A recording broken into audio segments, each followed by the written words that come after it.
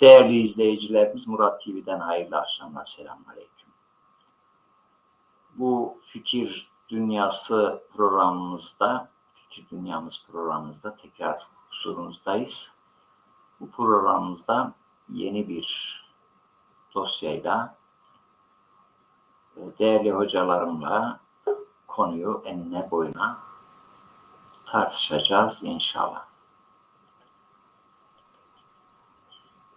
Bünyamin hocam burada geldi, davet geldi. Değerli hocam, hoş geldiniz. Hoş bulduk abla hocam. Hayırlı akşamlar. Hayırlı akşamlar. Nasılsınız, iyi misiniz? Vallahi sağ ol. Siz de iyisiniz. Teşekkür ederim. Sağ olun. Bu arada sizi görmüşken Mevlid kitabınızı tekrar tebrik edeyim. Hayırlı olsun. Teşekkür ederim. Allah razı olsun. Yani 4-5 yıl önce değerli bir dostum söylemişti. Yani sürekli Zazacan'ın işte kaybolması, edebiyat dili olmaması, bu konularda sıkıntılar var. Bunları tartışıyoruz. Şikayetimiz niye sesim yankı yapıyor değil mi? Evet, yankı yapıyorlar. Bir dakika, ben bir kulaklık takayım. Belki düzelir. Burhanettin hocam merhaba, hayırlı akşamlar. Selamun aleyküm, merhaba, hayırlı akşamlar. Nasılsınız, iyisiniz? Vallahi Allah razı olsun. Siz de iyisiniz. Sağlığınız, sıhhatiniz, Berkemal. Elhamdülillah. Avrupa'da ne var ne yok oralarda? Çok şey var. Avrupa'da çok. Burada daha çok şey var değil mi? Daha mı çok hızlı yaşıyor Avrupa? Bugünlerde burası daha hareketli, daha canlı. Ne var? Yani hem korona açısından hem savaş tehditleri açısından hem kilisedeki çalkantılar açısından İslam düşmanlığı Fransa'da Hazreti Peygamber'in ismini yasaklamaya çalışıyorlar. Evet.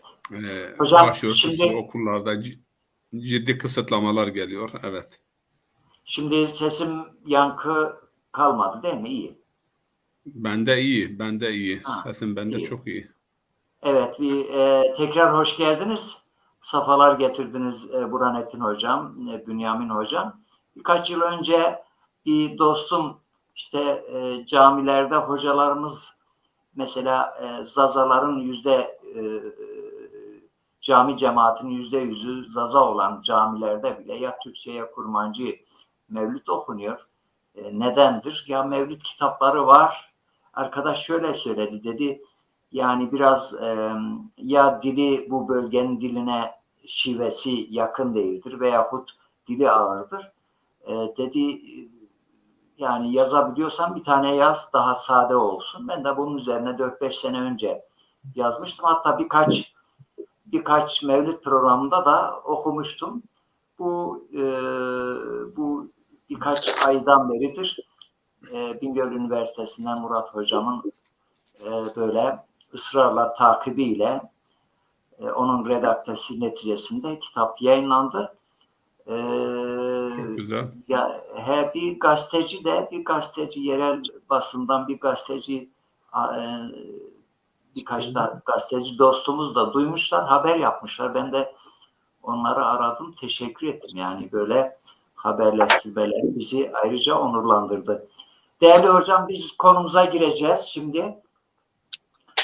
Malumunuz Türkiye'de ve dünyada, Avrupa'da, dünyanın her tarafında aslında gündem bu olabilir. Her zaman birinci gündem konusu İslam dinidir. İslam dininin şu veya bu yönüyle gündem oluyor.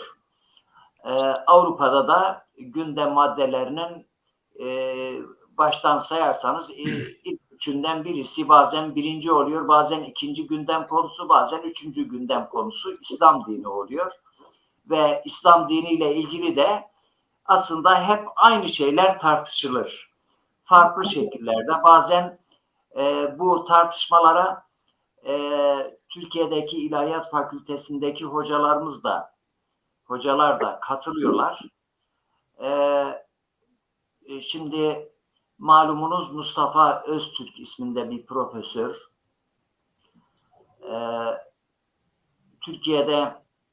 Türkiye'de yine aynı anlamlarda konuşmalar yaptı, tepki üzerine. Emekliye ayrıldı, Avrupa'ya gitti. Şimdi orada videolar yapıp yayınlıyor. Bunun bir videosunu gördük. Bunun üzerinde tartışacağız. Biz burada maksadımız ne kimseyi linç etmektir, ne de efendime söyleyeyim kimseyi kötüleme bir amacımız yoktur. Amacımız hakikatin ortaya çıkması, doğruların konuşulması, yapılan çarpıtmaları ortaya çıkarmaktır maksadımız. Değerli hocam, videoyu baştan sona izlediniz. Ben de izledim. Aslında videonun özeti şudur: İslam dini özgürlüğü kısıtlayan bir dindir. İslam dini savaş dinidir. Yani dünyada İslam karşıtlarının sürekli dillendirdikleri, pompaladıkları bir husustur. Ama bu hocamız daha sade, bu profesör daha sade, daha yalın bir şekilde ve daha net olarak ifade etmiş. Biz, müsaadeniz varsa, ben bu hocanın videosunun baş tarafından şöyle 3-5 dakika bir dinlettireceğim izleyicilerimize de. Bu arada konuyu enine boyuna size sorular yönlendireceğim ve birlikte konuyu tartışacağız. Ben videoyu açayım müsaadenizle. Evet. Bu videoda din ve özgürlük hakkında konuşmak istiyorum. Din ve özgürlük derken din ve inanç özgürlüğünü kastetmiyorum. Bildiğiniz üzere din ve inanç özgürlüğü İnsan Hakları Evrensel Bildirgesi'nin 18 Taksim 1. maddesinde, gene Avrupa İnsan Hakları Sözleşmesi'nin 9 Taksim 1. maddesinde, 1982 Anayasamızın 24. maddesinin 2. fıkrasında herkes din ve inancında özgürdür. Hocam özür dilerim. Anayasamızdaki ilgili maddenin ilgili fıkrasında hiç kimse ibadete, dini ayin ve ritüele zorlanamaz. Hiç kimse dini inancını, düşüncesini açıklamaya zorlanamaz.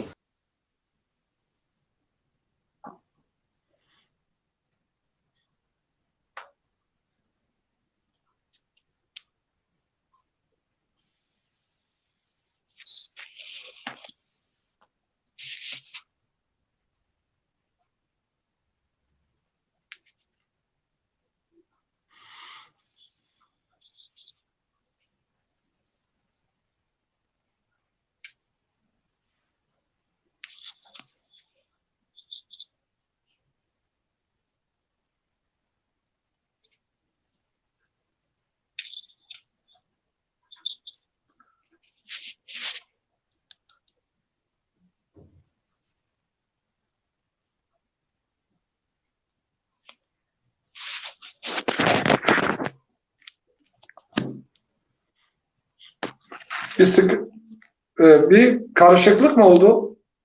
Hocam tekrar özür dilerim. Abdullah Hocam pardon. Evet. Siz yayında Recai Hocam'ın adını yazmışsınız. Onu düzeltebilir misiniz? Bir bakayım tekrar bir bakayım. Soru yanlış anlaşılmasın da adımızı karıştırmasınlar. Bir dakika bir bakayım, özür dilerim. Şöyle. Hakikaten onu düzelteyim.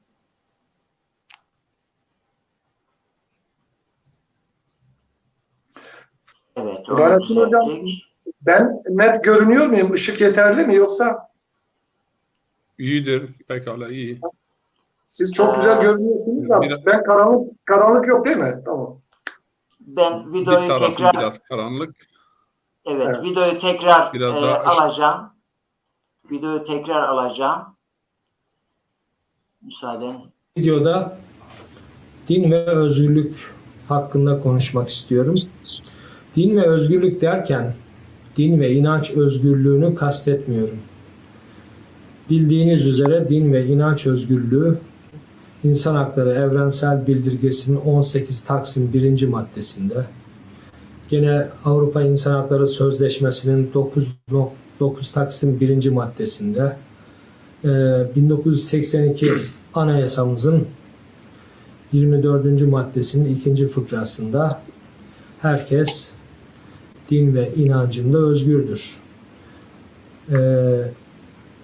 Anayasamızdaki ilgili maddenin ilgili fıkrasında hiç kimse ibadete, dini ayin ve ritüele zorlanamaz. Hiç kimse dini inancını, düşüncesini açıklamaya zorlanamaz. Ve yine hiç kimse dini inancından dolayı da kınanamaz diye çok detaylı, etraflı bir inanç özgürlüğü ortaya konulmuştur. Bu ne kadar tatbik edilebilir bir şey, ne kadar değil, şimdi bunu tartışacağız. Batı'da açık söyleyeyim, özellikle 18 yaşından sonra ailelerden çocuğun bağımsız olarak yaşama hakkı var ve çocuğun hayat tercihinde, dünya görüşünü tercihinde ailelerin herhangi bir tahakkümde bulunmaları söz konusu değil. Çocuk 18'inden sonra ayrılabilir, kendi başına hayat kurabilir. Devlet onun işsizlik maaşını da ödemekle mükelleftir. Kirasını vermekle de mükelleftir. Yani kimselere mahkum olmadan, anne babası da dahil, kendi hayat yolunu çizebilir. Buradan bakınca İnsan Hakları Evrensel Bildirgesi ile Avrupa İnsan Hakları Sözleşmesi'ndeki inanç özgürlüğüne dair bu beyanların aynı zamanda devlet tarafından garanti altına alındığını ve pratikte uygulandığını da görüyoruz. Gelelim benim konuşmamın asıl konusu olan özgürlük ve din meselesine. Dinde özgürlük var mıdır? Başka türlü soralım. Dinde zorlama var mıdır? Başka türlü soralım. Dinle özgürlük bir arada olabilir mi? Ben bunları tartışmak istiyorum. Dolayısıyla meseleyi İslam noktayı nazarından ve İslam dairesi içerisinde konuşmak istiyorum. Öncelikle kimi zaman yaptığım gibi en sonunda söylenecek cümlemi baştan söyleyeyim. Din, özel olarak da İslam, özgürlüğü sevmez. Evet. Şimdi bu cümlesine kadar izledik. Yani aslında konuşmasının asıl amacını, vardığı noktayı başta Mustafa Öztürk söylüyor ve bu tezini ispatlamak için iki tane argüman öne sürüyor. Argümanlardan birisi İslam kelimesi, ikincisi İslam'ın savaş hukukuyla ilgili ayetlerini dile getiriyor. Bununla ilgili ayetleri böyle çok yalın bir şekilde anlatıyor. Kendince anlatıyor.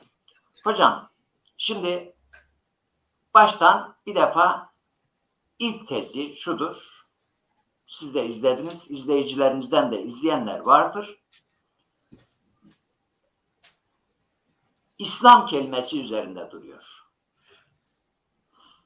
İslam kelimesinin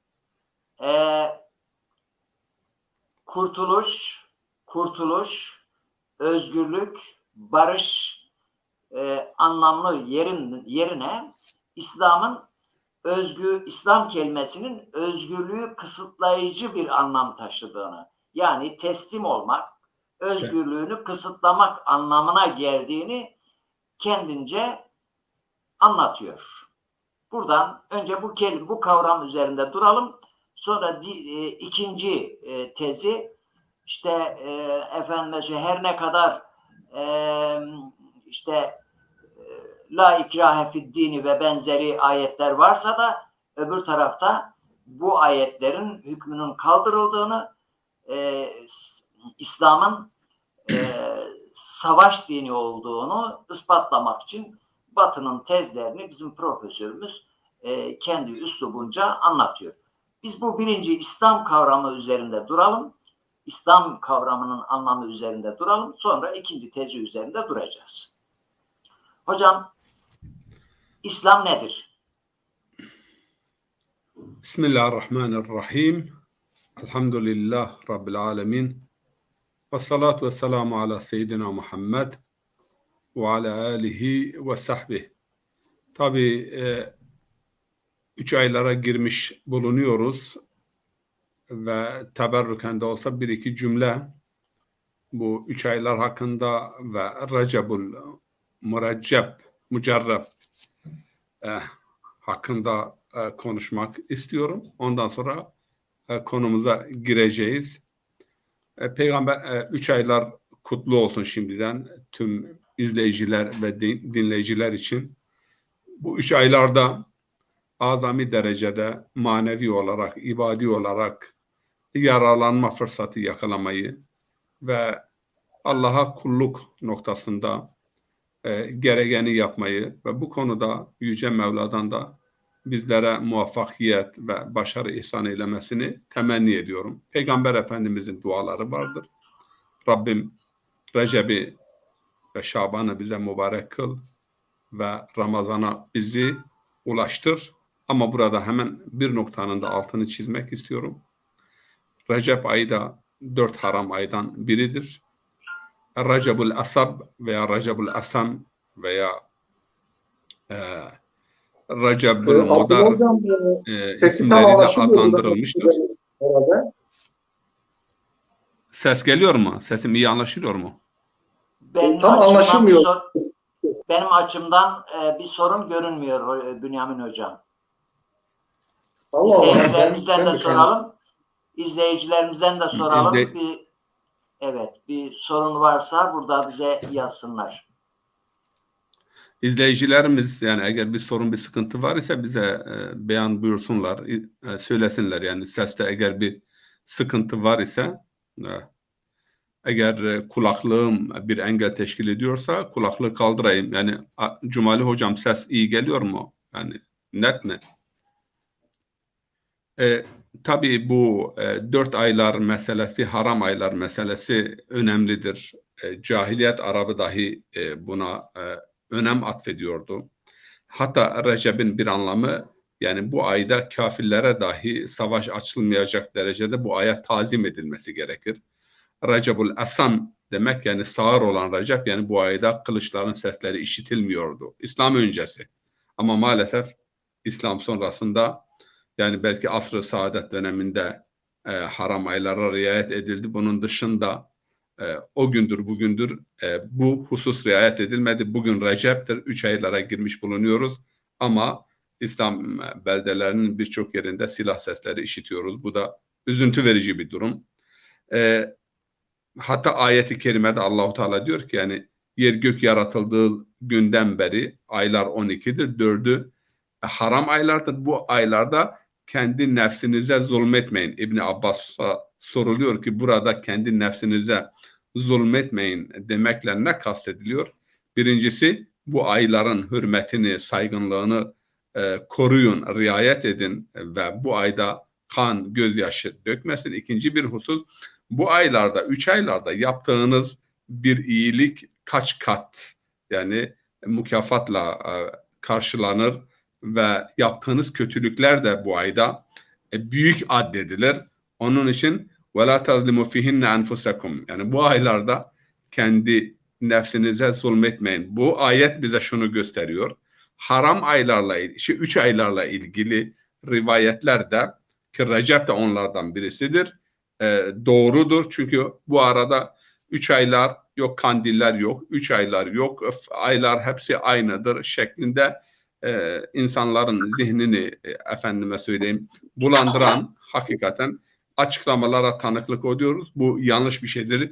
3 aylar İslam kültüründe önemli bir yeri ve konumu olan, saygınlığı olan, Allah'ın insanlara sunmuş olduğu fırsat. Recep'te günahlardan uzaklanmak, Şaban'da efendime söyleyeyim ibadetlerde daha fazla cilalanmak ve Ramazan ayında ise ilhama, irfana mazhar olmak için yani hazır vaziyete gelmek lazım. Yine Peygamber Efendimiz buyurmuştur ki Recep benim ayımdır, Şaban Allah'ın ayıdır ve Ramazan ümmetin ayıdır. Konumuza girelim. Bu tebrikten sonra, bu girizgahtan sonra. İslam kelimesi tabii ki 4 ana anlamı vardır. Sesiniz gelmiyor hocam. Konumuza girmeden önce izleyicilerimize bir hoş geldiniz, selam vermişler. Aleyküm selam diyoruz. Cumali Hocam, Mehmet Bulbudanca, Manat Bozcit Ali, Zaza, Sadık Gültekin, Nurettin Kaya ve diğer izleyicilerimizin hepsinin selamını aldık. Ve aleyküm selam diyoruz. Hoş geldiniz. Konumuzla ilgili katkılarınızı, sorularınızı burada mesaj olarak yazarsanız biz etkileşimli olarak, karşılıklı olarak sohbetimize devam edebiliriz. Buyurun hocam, sorumu tekrar ediyorum. İslam kelimesinin, kavramının anlamı nedir? Barış demek midir? Yoksa özgürlüğün kısıtlanması anlamına mı geliyor? Kelimenin 4 anlamı vardır. Yani 4 anlamı tabii ki 4 anlamda Kur'an-ı Kerim'de işaret edilen, yani bu 4 anlamada işaret eden ayetler vardır. Birincisi asıl anlam. Salim, yani selamet, başkalarına zarar ve ziyan vermeyen, Müslim dediğimiz zaman veya İslam dediğimiz zaman selamet ve huzur bir manası budur. İkinci bir manası ise dediğimiz gibi İslam, teslimiyet, ama teslimiyet kime karşı? O anlamı da vardır. Yani Yüce Rabbe karşı teslimiyet. Üçüncü bir husus, bir mana ise kurtuluş anlamı. Selamet diyoruz. İslam yani kurtuluş. Dördüncü bir anlamda Ali İmran suresi Allahu Alem 92 ve 93. ayeti kerimeler. Orada yani işte biz müminler olarak, Müslümanlar olarak Hazreti İbrahim'in, Eyyub'un, İsa'nın, Musa'nın getirdiği bütün öğretilere, bütün o kitaplara veya sahifelere biz inanıyoruz. Ve devamında İslam işte bütün bu peygamberlerin getirdiği mesajın adıdır. Bir anlamı da o. Yani Adem'den Hatem'e kadar bütün peygamberlerin getirmiş olduğu mesajın adı da İslam'dır. Selamettir, barıştır, huzurdur ve efendime söyleyeyim teslimiyettir ve bir de sağlık ve sıhhat anlamında. Selamet dediğimiz zaman hem maddi hem de manevi selamet anlamına geliyor. Tabii ki şunu hemen öncelikle belirtmek istiyorum. Kur'an-ı Kerim'de vucuh diye bir kavram var. Vucuh. Vucuh demek yani bir kelime farklı 4, 5, 6, 7 anlama gelebiliyor. Buna vucuh deniyor. Yani 100 kelime anlamıyla yani bir mefhumun, bir kavramın birkaç yüzü olabilir. Mesela bir fitne kelimesi var. Çok kullanılıyor. Bizde genelde karıştırmak anlamına geliyor fitne. Ama Kur'an-ı Kerim'de kelime 7-8 anlamda kullanılmıştır. İslam da hakeza, namaz da hakeza. Namazın 9 anlamı vardır Kur'an-ı Kerim'de. Şimdi bunu tabii ki sebah ve siyah olarak hani ayetlerin akışı içerisinde, seyri içerisinde öncesiyle sonrasıyla irtibatı nazar itibara alınarak hangi anlamın burada kastedildiği anlaşılmaktadır. Tabii ki şimdi orada Hoca Efendi Allah Hazreti İbrahim'e diyor ki فَأَسْلِمْ وَجْهَكَ lillah, yani sen Allah'a teslim ol. Şimdi Allah'a teslim olmak, Allah yaratıcıdır, evet. Allah'a teslim olmak ama bu teslimiyet beraberinde birçok özgürlüğü getiriyor.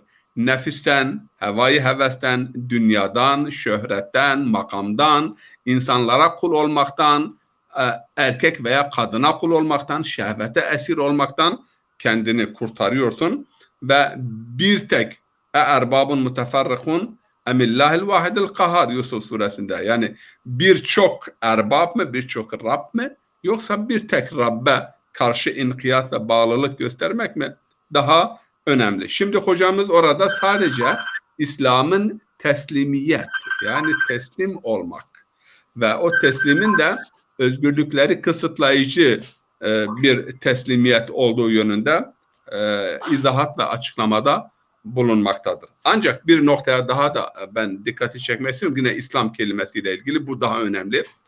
İslam aslında 4 çeşit olan Evet, 4 çeşit ilişkimiz var bizim: çevreyle, insanlar ile, Rabbimiz ile ve kendimiz ile.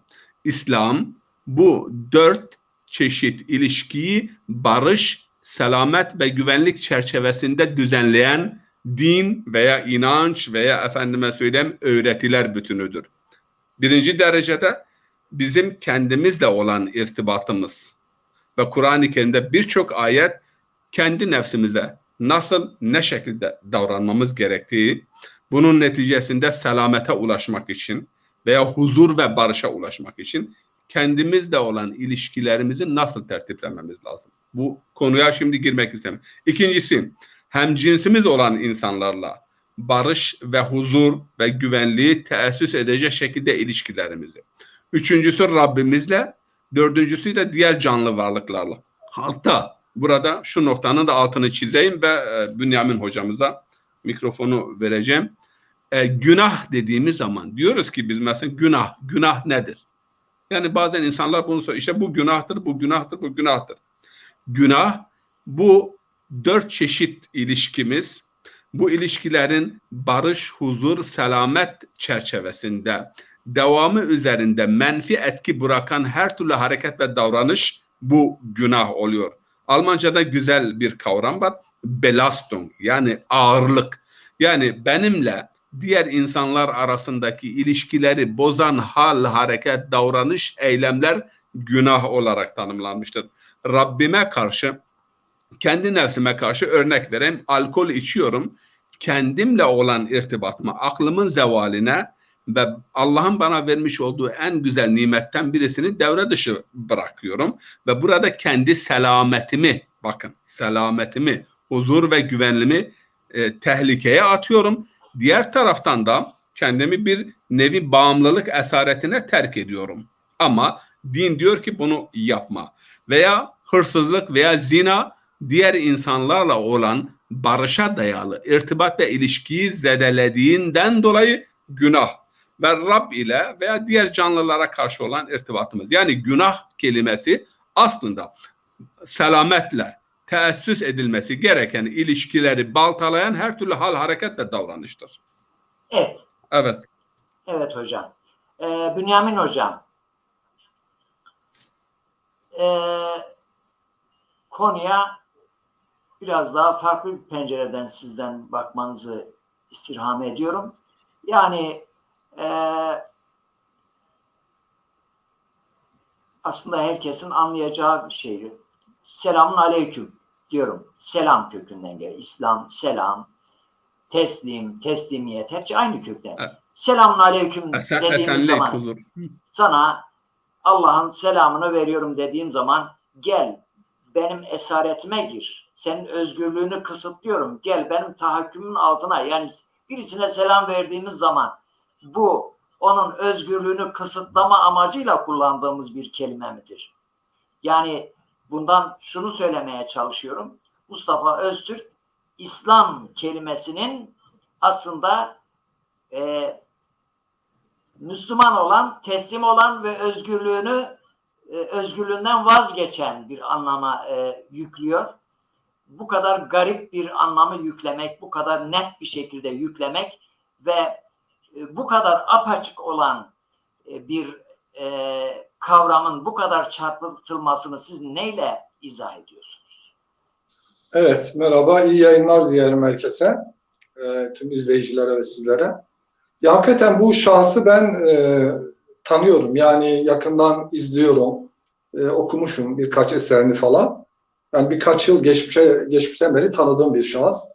Ya maalesef yenilmiş. Yani sizin de belirttiğiniz gibi Batı ağzıyla Batı'nın din üzerinden ortaya koyduğu eleştirel gözlerle, bakış açılarıyla ve gerçekten de çarpıtarak olaylara yaklaşıyor. Bunu en azından ben öyle değerlendiriyorum.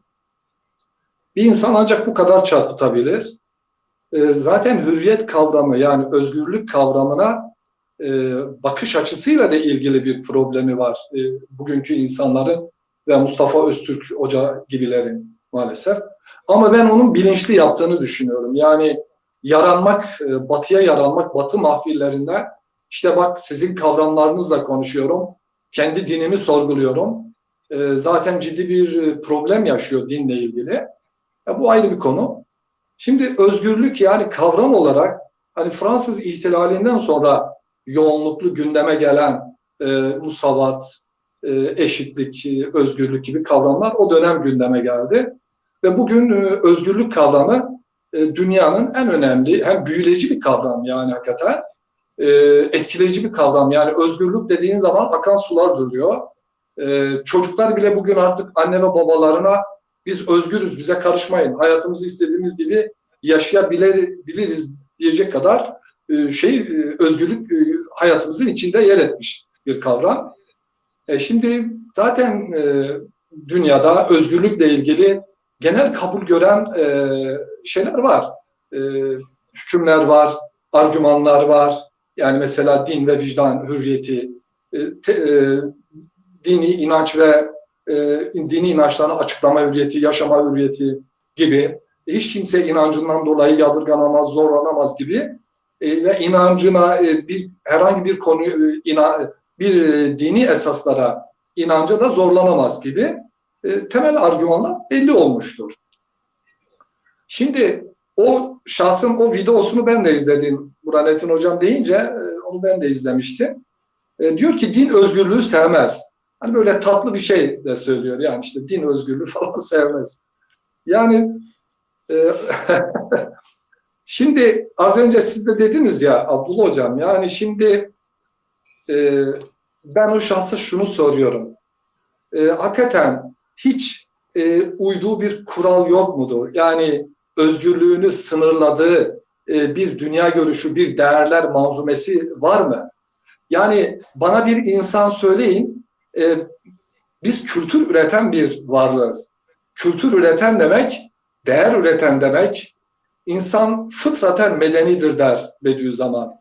Biz sosyal bir varlığız ve toplumda yaşarız, kültür üretiriz, değer üretiriz.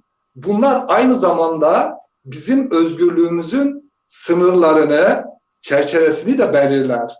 Yani sanıldığı gibi insan böyle ne isterse yapabilir, her istediğini yapabilir gibi bir özgürlük anlayışı daha komşularımız olan hayvanlarda bile yoktur, affedersiniz. Yani şimdi ben o Mustafa Öztürk'e soruyorum. Onun inandığı bir değeri var mı? Mesela insan hakları gibi, hani saygı gibi. Mutlaka onun da değeri var. O zaman o özgürlüğünü kısıtladı mı yani şimdi? Yani özgürlüğün kısıtlanması bizim sosyalliğimizin bir sonucudur. Bizim sorumluluğumuzun bir sonucudur. Şimdi siz diyelim ki evlisiniz. Bir aile hayatınız var. Çocuğunuza ve eşinize karşı sorumluluklarınız var. Ya ben özgürüm. Bu gece gitmeyeceğim eve. Çocuğumu yarın okul kaydıyla hiç ilgilenmeyeceğim diyebilir misiniz? Yani mesela ben bir apartmanda oturuyorum. Değil mi? Bir apartmanda oturuyorum ve davul zurna çalıyorum evde saat 11'den sonra. Ya böyle bir şey olabilir mi? Yani sizin özgürlüğünüzün bittiği yerde başka özgürlükler başlar.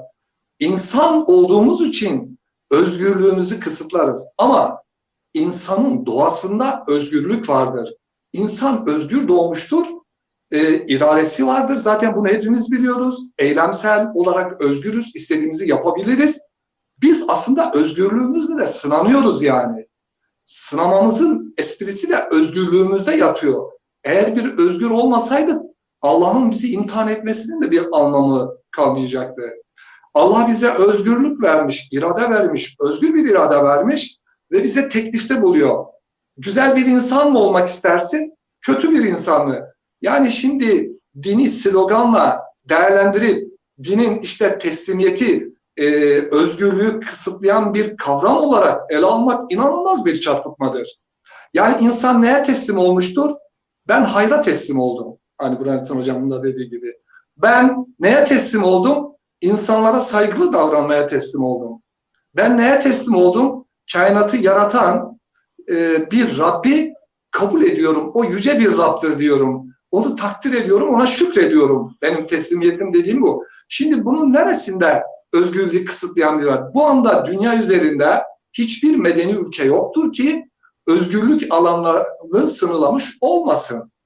Nihilist akımlar vardır. Hiçbir sınır tanımayan, zaten onlara da kamusal alanda yer yoktur. Çok sınırlı alanda bırakılmıştır. Ne isterse yapsın demişlerdir. Bu farklı bir konu. Ama insan özgürdür. Zaten Allah, hemen şunu söyleyeyim, fazla şey almak istemem. Özgürlüğün en zirve yaptığı yer imandır. Çünkü Allah'a iman eden, Allah'tan başka hiçbir kula, hiçbir sebebe, hiçbir güce teslim olmaz. Hiçbir güce itaat etmez ve korkmaz. Aslında insanlar hür de olsalar bir anlamı yok. Çünkü onlar nefislerinin korkularının esiri olabilirler. Adam devletin ekmeğini vermemesinden korkuyor. Patronun işinden atmasından korkuyor.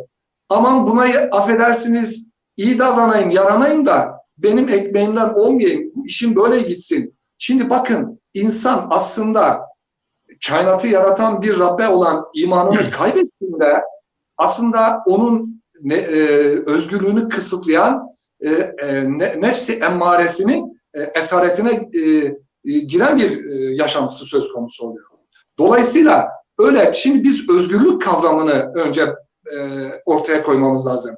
Yani insan özgür olunca ne isterse yapabilir mi? Bu yanlış. Önce bunun halledilmesi lazım. Şimdi Mustafa Öztürk gibiler veya işte dinin İslam'ı, dinin özgürlüğü kısıtlayan bir muhtevaya sahip olduğunu iddia edenlerin yanıldıkları nokta budur. Din önce size teklif ediyor. Aslında hocam yanılma değil, ben açık bir çarpıtma görüyorum. Yani Mustafa Öztürk'te çarpıtma. Yani onda açık bir çarpıtma. Yani günümüzde Kesinlikle. İslam diniyle ilgili değerlendirme yapanların tamamı yani %100'ü çarpıtma üzerinden fikirlerini bina ediyorlar. Evet. Yani burada da açık net evet. ayetlerde işte Bakara suresi 132. ayetlerde ki konuda da sonra diğer hadislerde de yani Allah'ın Bakara suresinin ifadesiyle Rabbi ona bana teslim ol buyurmuş. O da alemlerin Rabbına teslim oldum diyor. Şimdi burada Allah'a teslim olmak demek ben ellerimi ayaklarımı bağlıyorum. Bütün özgürlüğümden vazgeçiyorum. Efendime söyleyeyim robot gibi bir insan oluyorum anlamını çıkarmak kadar bu kadar abes, bu kadar çarpıtma, bu kadar yani ben bir profesör bunu anlamayacak kadar bir hatta yani en 10 yaşındaki bir çocuk bile bunu anlayabilir ama burada şu önemli yani bu kadar da insan bu kadar da bir çarpıtmayı yaptığı zaman bu dinleyen insanlar aptal mıdır ki bu kadar çarpıtmayı sen söylüyorsun? Yani biraz bir mantıklı bir konuşma olsa tamam. Yani biz burada bu konuşmayı gündeme getirmemizin asıl sebebi zaten dinleyen açık bir çarpıtma olduğunu görüyor. Fakat bu kadar videoları dinlenen bir profesörün açık bir çarpıtmasının burada dile getirmek, hayretimizi ifade etmek için biz bu sohbeti yapıyoruz. Şimdi inan ki bak, Abdullah Hocam bir cümle daha söyleyeyim. Bir iki cümle. Şimdi Allah Kur'an'da kendini inkar etme hakkı veriyor ya insana. Ve insanın Allah'a karşı itirazını Allah hiç çekinmeden Kur'an'da dile getiriyor. Diyor ki onlar sana böyle böyle derler. İşte Mecnun, Sihirbaz neyse. Bunlar eskilerin masal adı gibi. İslam'a ve dine ilişkin ne kadar itiraz varsa Allah hiç çekinmeden müminlere bu itirazları hiçbir rezerv koymadan, sınırlamadan getirir. Ve Allah kendisine iman etmeyenlere özgürlük, inanmama hakkı tanıyor. Kimde var? Şimdi siz herhangi bir lidere itiraz etseniz belki hapsi boylarsınız yani. Ama koskoca kainatın sahibi kendisine inkar hakkı veriyor. Zaten münafıklık yoksa söz konusu, Allah için en önemli olan şey kalplerdeki ihlastır. Zaten Cenab-ı Hak zorla yapılan bir iman kabul etmiyor ki zorlama yoluyla sizden iman etmeyi beklesin. Yani o zaman sizin imanınız Allah katında hiçbir değeri yok. Allah böyle imanı sevmiyor ki. O diyor sizin kalplerinizi görüyor. Yani ihlas temel esastır. Dolayısıyla iman etmeyenler sadece siyasi otoriteye bağlı olarak belli bir cize vermek, vergi vermek zorundadılar. Biraz da bunu özellikle bu Tövbe suresi yani Tebük seferinden sonraki inen Tövbe suresinde bazı siyasi otoritenin egemenliğini dile getiren bağlayıcı hükümlerin bir dini emir gibi, inanca zorlama gibi algılanması bir çarpıtmadır. Bunu Burhanettin Hocam'ın daha iyi açıklayacağı hususlardır. Yani Kur'an-ı ayetlerle. Şimdi burada bir noktanın altını çizmek istiyorum. Konuşmasının başında şuna değindi. İşte Avrupa'da 16-18 yaşından sonra serbestsin. İstediği inancı seçmekte serbestsin. Bakın burada çok büyük bir yanılgı vardır. Avrupa'da liberal demokrat, liberal değerler var. Bir liberal değerler bütünü vardır.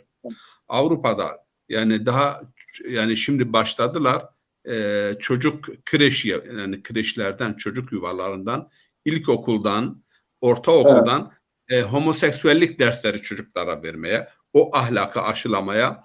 Şimdi sen o ahlakın dışına taşıdığın zaman veya o değerleri kabul etmediğin zaman bir yerde senin önünde engel çıkıyor ve toplumdan hatta tecrit edilme tehlikesi de yaşayabilirsin. Şimdi öyle değildir. Burada da kendi normları vardır, değerleri vardır ve insanlar o değerler çerçevesinde o devlet yönlendiriyor, aile yönlendirmiyor.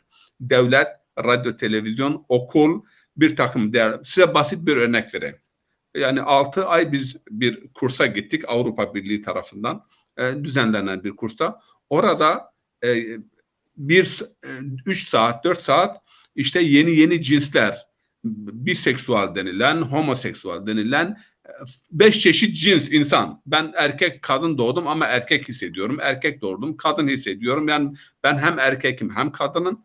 Yani bunu biraz ben Tevrat ve Kur'an ve İncil açısından ele aldığım zaman üzerime her taraftan üşüştüler. Sen nasıl bunları konuşabiliyorsun? Ya bu tabiata aykırıdır. Bu doğaya aykırıdır. Bu aileye aykırıdır. Şimdi öyle özgürlük vardır. Herkes istediği şekilde hareket edebilir. Öyle bir şekilde seni yönlendiriyorlar ki hiç farkında olamazsın. Ama o değerler manzumesinden. Bakın burada bir sürü Müslüman gencimiz vardır. Bir sürü Avrupa'dan Müslüman olmuş var. Bilhassa bayanlarımız çok ciddi bir sıkıntı yaşıyorlar. Hicap taşıdıkları için, başörtü taşıdıkları için memur olamıyor, öğretmen olamıyor. Yargıda zaten hiçbir şekilde ve surette hakim veya efendime söyleyeyim savcı olamıyor. Özgürlüğün beşiği yerler. Benim kızım Yıldız'da pek iyi diyenle hukuku bitirdi. Türkiye'ye gönderdiler başarılı öğrenci olarak ama başörtün vardır. Hakim ve savcı olamazsın. Şimdi zorlama, peki bu zorlama değil midir? Bu kısıtlama değil midir? Şimdi her dünya görüşünün, her dinin, her ideolojinin kendisine göre bir takım normları vardır. Ölçüleri vardır. Yani o inanç, o yönelişi ve o hayat tarzını, dünya görüşünü kabul ettiğin zaman o normlara bağlı kalacaksınız. Şimdi burada normu olmayan, değerleri olmayan, bir hayat felsefesi olmayan herhangi bir memleket veya bir ülke veya bir millet var mıdır? Şimdi bunlar buraya geldiklerinde zannediyorlar ki 18 yaşından sonra aileyi terk ediyor. Aileyi terk ettikten sonra nereye gidiyor? devletin kontrolüne geçiyor. Gençlik evlerinin kontrolüne geçiyor. Devlet bunu yönlendiriyor. Yani liberal değerler neyse o değerler çerçevesinde sen büyüyorsun, yetişiyorsun. Mutlak bir özgürlük, mutlak bir hürriyet söz konusu değil. Size bir mizah ile anlatayım. Şimdi adamın biri diyor kalp krizi geçirmiş ve kalp krizi geçirdiğinde doktor bunun başına geliyor. Diyor ki ya atın morga diyor, bu ölmüş gitmiş. Tabii adam bunu işitince o ben ölmedim diyor. Doktor diyor sus ya sen ölmüşsün, yenidir, olay tazedir, senin haberin yok. Yani şimdi burada da bu özgürlükten zannediyorlar yeni gelenler buraya. Yani burada isteyen istediği şekilde, istediği inanca bağlı olarak, siyasi olarak belli bazı çizgiler vardır. Valla o çizgileri aştığın zaman yani öylesine kontrol altına alın, öylesine eziyet görürsün ki belli bazı mesela siyasette de olsun, bu sosyal hayatta da olsun, toplumsal hayatta da olsun, kendilerine göre bir takım norm. Şimdi mesele şunu tartışalım. Evet, özgürlük, sınırsız bir özgürlük hiçbir yerde söz konusu değildir. Yani, dinde bir takım kısıtlamalar, dinde de bir takım kısıtlamalar, ama bu dini kısıtlamalar insanların maslahatına mı değil mi, menfaatına mı değil mi? Bunu tartışmak lazım. Toplumun menfaatine mi değil mi? Hoca mesela bir ayet okuyor ama sonunu getirmiyor. Aynı Bektaşi'nin yaptığı gibi. La takrabu salat dedi. Kur'an diyor ki namaza yaklaşmayın. Devamını oku. Devamını bilmiyorum. Ben bu kadarını biliyorum. Şimdi ben orada dikkatlice dinledim. Okuduğu ayetlerin birçoğunun o sonunu getirmeden bir kısmıyla iktifa ediyor ve istediği manayı fitne kelimesinden veya din tamamen Allah'ın oluncaya kadar o kendi kolladığı ve kendi düşündüğü manayı getiriyor. Şimdi burada size bir örnekten daha bahsedeyim. Tesadüfen onun bulunduğu üniversitede, ben de o üniversitenin danışma kurulundayım. Aynı üniversite, Münster Üniversitesi'ne şimdi çağırmışlar. Oradadır. Görüşeceğiz inşallah yakında ve yani bu söylemler hakikaten tahrip edici. Burada Gazali'ye İmam Gazali'ye hakikaten hak vermemekte, yani hak veriyorum, vermemek de elde değildir. Yani alimler, filozoflar, düşünürler diyor görevi bunların yani dinin sınırlarını korumak, bekçilik yapmak iken bunlar hırsız gibi habire delik açıyorlar. Hakikaten yani bu delik açmak, mesela yani bilmeyen, araştırması olmayan, Kur'an'dan derli toplu bir bilgiye sahip olmayan insanlar bunların bu tumturaklı sözlerini veya kasetlerini dinlediği zaman ciddi şüpheler ve sarsıntılar geçirebilirler. Şimdi gelelim. Hocam, çok yara açıyor. Çok yara. Evet, memleketimizde yani insanlar televizyonlarda düşüncelerini rahatlıkla dile getirebilsinler. Buna hiçbir sıkıntı ve sorun yok. Ve eğer bir insan kendi memleketinde kendi düşüncesini ifade etmeyip de bundan dolayı dışarı kaçıyorsa veya dışarıya gitmek mecburiyetinde kalıyorsa bu da büyük bir ayıptır.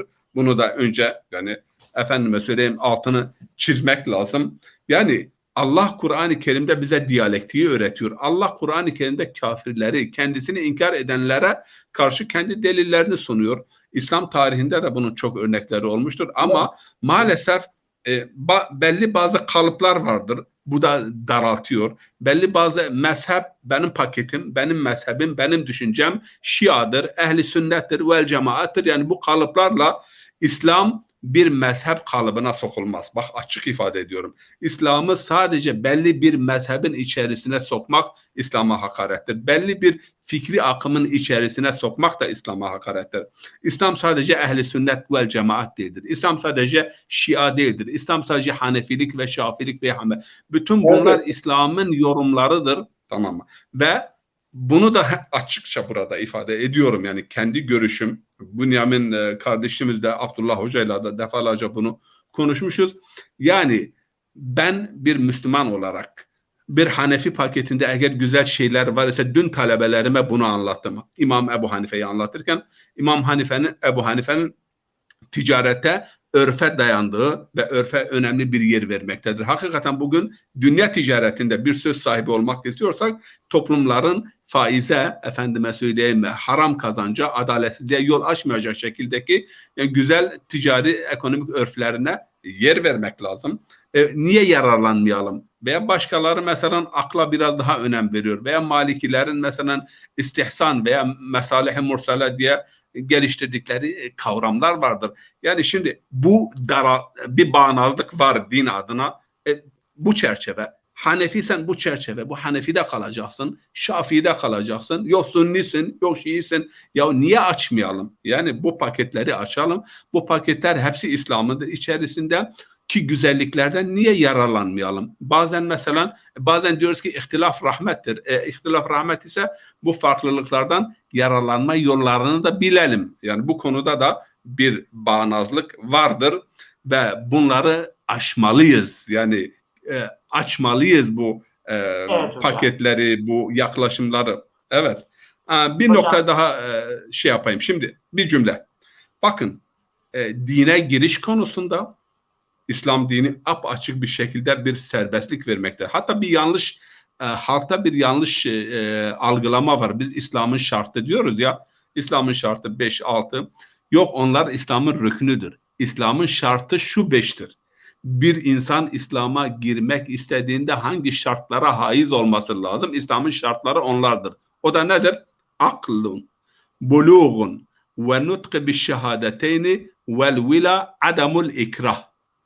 Bir, akıllı olması lazım. Balik olması lazım. Yani hiçbir baskı, ikrah, hiçbir baskı ve zorlama olmaksızın ve ard arda şehadetini getirerek bunlar İslam'ın şartıdır. Yani kendi özgür iradesiyle. Ancak kişi kendi özgür iradesiyle bir inancı, bir dünya görüşünü, bir memleketin vatandaşı olmayı kabul ettiği zaman ben Türkiye Cumhuriyeti'nin vatandaşı oluyorum ama ben askere gitmem. Ben vergi vermem. Ben kanunlarını tanımıyorum. Yani böyle bir şey olacak bir şey değil. Bu benim özgürlüğümü kısıtlıyor. Tabii ki mutlak bir özgürlük yoktur. Her yerde, her dinde, her dünya görüşünde bazı ölçüler var, değerler var, normlar var, bazı kısıtlamalar. Bu kısıtlamalarda fert kısıtlanıyor toplumun lehine. Eğer ferdin bireysel özgürlükler kısıtlanmazsa toplumda kaos ve anarşi olur ve son sözüm, biz dizginsizliği ve sınır tanımamazlığı özgürlük ile karıştırıyoruz. Özgürlük ayrı bir şeydir. Ama sınır tanımamazlık veya had bilmemezlik, değersizlik ve değerlere itina göstermemek bu ayrı bir şeydir. Evet hocam. Evet. Değerli hocam, konumuzu böyle dağıtmadan istirham ediyorum. Başka konulara girmeden iki şeyi tartışıyoruz. Birincisi İslam kavramının anlamına ister barış, ister teslimiyet anlamını yükleyelim. Bunun özgürlüğü, İslam kavramının, İslam kelimesinin bize isim olan bu dinin isminin özgürlüğü kısıtlama anlamı yüklemenin mümkün olup olmadığını bu konuyu tartışıyorduk. İkincisi de İslam dininin savaş hükümleriyle ilgili hükümlerini İslam'ın barış değil savaş dini olduğunu iddia etmek için öne sürmenin ne kadar insafsızlık olduğunu bunu tartışıyoruz. Birinci bölümünü şu anda tartışıyoruz. İslam, selam, teslimiyet kavramlarının anlamı üzerinde konuşuyorduk. Ki Mustafa Öztürk önce İslam'ın teslimiyet anlamını yüklüyor. Bu zaten bir akla, mantığa ve gramer kurallarına, yani sözlük anlamına aykırı bir şeydir. İkincisi de daha vahimi Müslüman olan, Allah'a teslim olan bir kişinin özgürlüğünü kısıtladığını, zaten bunu kabul ettiğini anlamını yüklüyor ki bu daha vahim bir mantıktır ki zaten bugün dünyada e, sadece bir görüş vardır. Bir kanun, düzen, nizam, intizam, devlet veyahut kanunları kabul etmeden insanların yaşayabileceğini iddia eden bir görüş vardır. O da hepiniz biliyorsunuz anarşizmdir. Mustafa Öztürk burada hem Avrupa'nın kanunlarının ne kadar güzel olduğunu savunuyor, bir taraftan da Müslüman olan Allah'ın dinine uyduğu zaman şimdi onun kanunu sen kabul ettiğin zaman bir sistemin kanunu kabul ediyorsun, özgürlüğün kısıtlanmıyor. Öbürünü kabul edince özgürlüğün kısıtlanıyor. İddiası yani el insaf denmesi lazım. O zaman Mustafa Öztürk'e soralım. Sen Avrupa'da yaşıyorsun. Türkiye'de yaşadın. Adam milletvekili olduğu zaman and içiyor. Doğru mu? Ben bu memleketin kanunlarına, şimdi bu esir mi oldu? Bir insan ehliyet aldığında o ehliyetin amacı nedir? Ben arabayı istediğim gibi sürmeyeceğim. Belli kurallara göre süreceğim. Ehliyetin anlamı odur. Sen o zaman özgürlüğün kısıtlanıyor mu yani? O ehliyet özgürlük kısıtma belgesi midir yani? Veyahut bir yerin vatandaşı olman senin esaretinin belgesi mi oluyor ki? İslam kelimesini sen esaret anlamında kullanıyorsun. Ve bir de uygulamalarda yani sen bana yani biz Avrupa'nın batı standartlarının doğu standartlarından şu anda daha yüksek olduğunu biliyoruz. Ama buna rağmen batının eleştirilecek birçok şeyini de biliyoruz. Yani kusura kalmasın Mustafa Öztürk. Bir de iğneyi oradan da batır diyoruz. Ben bu açıklamalardan sonra Bünyamin hocama şunu söylüyorum. Yani anarşizmi savunarak İslam'a yani devletsiz, kuralsız yaşamanın özgürlük olduğunu savunan bu insanlar şu anda bir özgürlüğe kendilerini şu anda bir kurala tabi yaşamıyorlar mı? Bir devlete, bir sisteme göre yaşamıyorlar mı ki Müslüman olan esir oluyor da Müslüman olmayan özgür oluyor gibi bir algı vardır. Bu bakış açısıyla bakalım bu konuyu, bu soru, bu cihetiyle yani İslam, teslimiyet, selam kavramının tartışmayı bırakalım. Zaten çok daha öyle tartışılmaya değer de bir adamın yeni bir görüş belirtmemiş ortaya. Buyurun. Yani tabii ama öncelikle hani söyledik ya yani özgürlük insan değer ve kültür üreten bir varlık olduğu için isterseniz özgürlük alanını da belirlemiş oluyor. Yani kurallara uyuyor ve sorumluluk geliştiriyor. Sınırsız bir özgürlükten bahsedilemez. Yani bugün dünyada egemen görüşlere bakıldığında en kendini medeni gören ülkeler, hani Burhanettin Hocam da içerisinde yaşıyor onun, onlar bile sınırsız bir özgürlüğü kabul etmiyorlar. Sorumluluk gibi, kültür gibi, diğer insanlara zarar vermeme gibi, hatta kendi nefsine, ki İslam'ın öngördüğü özgürlükler, kendi nefsine de zarar vermeyi İslam öngörmüyor. Yani ya ben özgürüm, gidip kendimi öldüreyim, zehirleyeyim dediğinde İslam ona da müsaade etmiyor. Yani dolayısıyla dünyanın kabul ettiği özgürlüğün İslam'la çelişen hiçbir tarafı yok. Hatta ben İslam'ın dünyanın çok çok önünde olduğunu da düşünüyorum. Nitekim mesela Bakara suresi 256. ayeti orada Cumali Hocam da vermişti. Çok bir ayettir yani. La ikraha fid dini kad tebeyyene rüştü diye giden ayettir ilahi. Ne diyor? Dinde zorlama yoktur. Doğru eğriden açıkça ayrılmıştır. Artık kim sahte tanrıları reddeder de Allah'a inanırsa kopmayan sağlam bir kulpa yapışmıştır. Lekum dinukum ayeti vardır.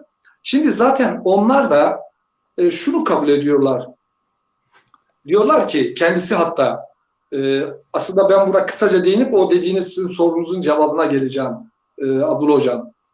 Şimdi Mekke döneminde diyor güçlü değildiniz diyor. Medine'nin hatta ilk dönemlerini de sayıyorlar. Güçlü olmadığı zaman çok özgürdü diyor İslam. Ve bunu maalesef ilahiyatçı söylüyor yani. Zaten ben bunları dinledikten sonra kendi kendime diyorum ki ya biz bu demek bunlardan daha Cenab-ı Hak bize şeyler vermiş. Bir feraset vermiş ki biz bunlardan daha iyi anlıyoruz. Yani ki halime de şükrettim hakikaten. Şimdi diyor ki güçlü olduğu zaman diyor zayıf olduğu zaman alabildiğince özgürlük tanıyor ve o saydığımız ayetleri sayıyor işte. Herkesin dini kendisine, dinde zorlama yoktur falan. Sonra diyor otoriteyi bütünüyle ele geçirdikten sonra özellikle Burhanettin Hocam o Tebük seferinden sonra değil mi? Hani o samimiyetin gerçekten sınandığı seferden sonra birçok Arap kabilesini vergiye bağlıyor Peygamberimiz. Bu vergiye bağlamayı haraç diye niteleniyor. Yani şu anlamda sanki onları haraca bağlıyor. Ya Müslüman olun ya işte haraç verin gibisinden. Halbuki orada dini bir tavırdan çok siyasi otoritenin kökleşmesi, perçinlenmesi, güvenlik kuşağının oluşturulması söz konusu. Bana hangi ülke söyleyin ki güvenlik kuşağı içerisinde kendini korumaya almamış olsun. Yani Sovyetler bir yandan, NATO bir yandan öyle bir güvenlik kuşağı oluşturdular ki ya her taraftan İslam dinini boğmak için, nitekim Tebük seferinin bir nedeni de budur. Yani Bizans'ın büyük ordularla gelip İslam'ı yok edeceği haberine karşı yola çıkılmış bir seferdir. Resulullah bütün kabileleri o gücü tam gösteriyor bütün kabilelere. Böyle bir orduya sahibiz ve gittik döndük. Karşımıza çıkamadılar. Kabul edin. Güvenliğinizi bize bağlayın. Müslüman olursanız o da sizin bileceğiniz bir iştir diyor. Şimdi bu aşamadan sonrayı güçlü olduktan sonra özgürlüğü kısıtlayan bir din olarak yapmak, İslam'ı gerçekten İslam'a haksız bir eleştiride bulunmak inanılmaz bir yanılgıdır yani. Değil mi Burhanettin Hocam? Ben bir iki hocam Evet. bir dakika bir iki Hocam bak. konuyu dağıtmadan, savaş kavramına götürmeden önce barış kavramıyla ilgili ben Tamam. bu Bakara suresi 130, 31, 32. ayetleri tekrar ben burada okuyayım. Bunun üzerinde duralım ve bu konuyu geçelim. Barış, savaşla ilgili hukuku öne sürüp buradan saldırmasına cevaplar verelim. 130. ayet. Kendine cahilce kötülük edenden başka kim İbrahim'in getirdiği dini reddeder? Oysa biz gerçekten onu dünyada seçkin kıldık. Şüphesiz ki o ahirette de iyiler arasında yer alacaktır. Bu 30. ayet. 131. ayet. 130'u okuduk. 131. ayet. Çünkü Rabbi ona, yani sebebini söylüyor. Neden o seçkindi? Neden seçkindi o? Onun cevabı bu ayette var. Çünkü Rabbi ona bana teslim ol buyurmuş. O da alemlerin Rabbine teslim oldum demişti. 132. İbrahim de bu dini oğullarına vasiyet etti. Yakup da oğullarım Allah sizin için bu dini seçti. Öyleyse yalnız ona sizin için bu dini seçti. Öyleyse yalnız ona teslim olmuş müminler olarak can verin dediler. Şimdi bu 3 ayetteki teslimiyeti esaret anlamında özgürlüğün kısıtlanması, yani İslam dininin özgürlüğü kısıtlaması anlamına getirmek akla, insafa, merhamete veyahut hangi bilime, hangi akli ölçülere sığar? Hayret diyorum. Hocam evet. Şimdi 2 ayet var. Yani din konusunda mutlak bir şekilde insanlara özgürlük tanıyan 2 ayet var. Biri 256 Bakara suresi, biri de Kehf suresinin Allahu alem 25. ayeti kerimesi olması lazım. Ve kulil hakku min rabbikum femen şa'a felyumin ve men şa'a felyekfur. Şimdi Kehf suresindeki ayet daha kısadır. ve hak Allah'tan gelmiştir. İsteyen iman eder, isteyen inkara kalkışır. Ama şimdi Medine'de, Bakara suresi Medine'de inmiş ve bu ayeti kerime indiği zaman İslam hükümettir, otorite sahibidir, güç ve kuvvetinin şartlar muvacehesinde zirvesinde olduğu bir dönemde bu ayet. Ve sebebin nuzulu ise orada iki sebep veriliyor ama asıl sebep verilmiyor. Asıl sebep şudur. Sebebin nuzul. 3 tane sebep nuzulu bu ayeti kerime için zikrediliyor. Bir, Ensardan birisinin çocukları Şam'a gidiyorlar. Şam'da Hristiyanlarla içli dışlı oluyorlar. Baba Müslüman ve bu çocuklar Medine'ye geri dönüyorlar. Medine'ye döndüklerinde baba durumdan bayağı rahatsız ve peygambere geliyor. Çocuklarım Hristiyan olmuştur. Hristiyanlığa girmişlerdir. Ne yapayım? Ben bunları evlatlıktan mı reddedeyim? Şam'a dönüşlerini mi engelleyeyim? Yoksa bunları haps mı edip bunlara bir tazir cezası mı uygulayayım? Şeklinde peygambere dert yanıyor. Ve peygamber belli bir süreden aradan sonra bu ayeti kerime ile kendisine cevap veriyor. La ikrahe fid din. Bak, devlettir peygamber, devlet başkanıdır, hakimiyet Müslümanların elindedir ve bu çocukların babası da Müslümandır. Ama la ikrahe fid din kad tebeyyene rüştü minel gay. Bu bir. İkinci bir sebebi nuzul ise işte o kendi çocukları olmadıktan dolayı nezir yapıp adak adayıp çocuklarımız olursa ehli kitaba vereceğiz. Yahudiler üstün ırk, üstün din, üstün kültür, onların nezdinde terbiye görsünler ve sonra bunların babaları Müslüman oldu ama bunlar adak adamışlar, çocukları vermişler, Yahudilerin nezdinde terbiye edilmiş. Bunlar geldiler peygambere sordular, bu çocukların durumu ne olacaktır? Bunlar şimdi Yahudileşmişler, biz Müslüman olduk. Peygamber diyor ki la ikrahe fid din. Bırakın, yani isterse Müslüman olurlar, isterse Hristiyan. Ama daha önemlisi, şimdi biraz önce hocamız 3 tane ayet okudu. 3'ü de İbrahim ile ilgili. Bak, Muhammed ile ilgili değildir. İbrahim ile ilgili. Şimdi Hristiyanlık, Yahudilik ve Müslümanlık İbrahim'i dinler. İbrahim bütün bu dinlerde, yani biz milleti İbrahim'iz, ümmeti Muhammed'iz. Milleti İbrahim olmamızın sebebi ise dinin temel esasları İbrahim'den geliyor. Tevhid, nübüvvet ve mi'at. Yani Allah'ın birliği, peygamberlik ve ahiret. Bu temel ilkeler çerçevesinde Hristiyanlar, Yahudiler ve İbrahim'de bir birliktelik sağlanıyor. Şimdi ama İbrahim 3 tercihle karşı karşıyadır. İbrahim ya Nemrut'a teslim olacak, ya putlara teslim olacak, ya Rabbe teslim olacak. Allah-u Teala orada diyor ki yani eslim ve şekelillah. Yani Allah'a teslim ol. Allah'a teslim olmazsa tağuta teslim olacaktır. Zaten Kur'an-ı Kerim'de hep şu ikilem vardır. Tağut Allah, tağut Allah. Tağut dediğimiz Allah'ın dışındaki, insanın iradesine ipotek koyan, insana yön veren, insana rota belirleyen bütün düşünceler, fikirler, akımlar, bu insan olabilir, bir fikir olabilir, bir düşünce olabilir ve herkes de bir eksende, bir yönde hareket etmektedir. İbrahim'in ağzından bize bu mesajın gelmesi, bu bir. İkincisi de وَمَنْ أَحْسَنُ دِينًا مِمَّنْ أَسْلَمَ وَجْهَهُ لِلّٰهِ وَهُوَ مُحْسِنٌ. Yine yani Allah'a yönelip de efendime söyleyeyim iyilik ehli olan, bak Allah'a yönelip de iyilik ehli olandan daha güzel din sahibi kim olabilir? Yine Bakara suresinde bu ayeti kerime geçiyor. Ama daha önemlisi, bak yani Maide suresi en son nazil olan suredir. Maide suresi 48. ayet-i kerimede Allahu Teala ne diyor? Çok önemli. Bunu herkesin gidip yani programımızdan sonra o ayet üzerinde biraz kafa yormalarını istiyorum.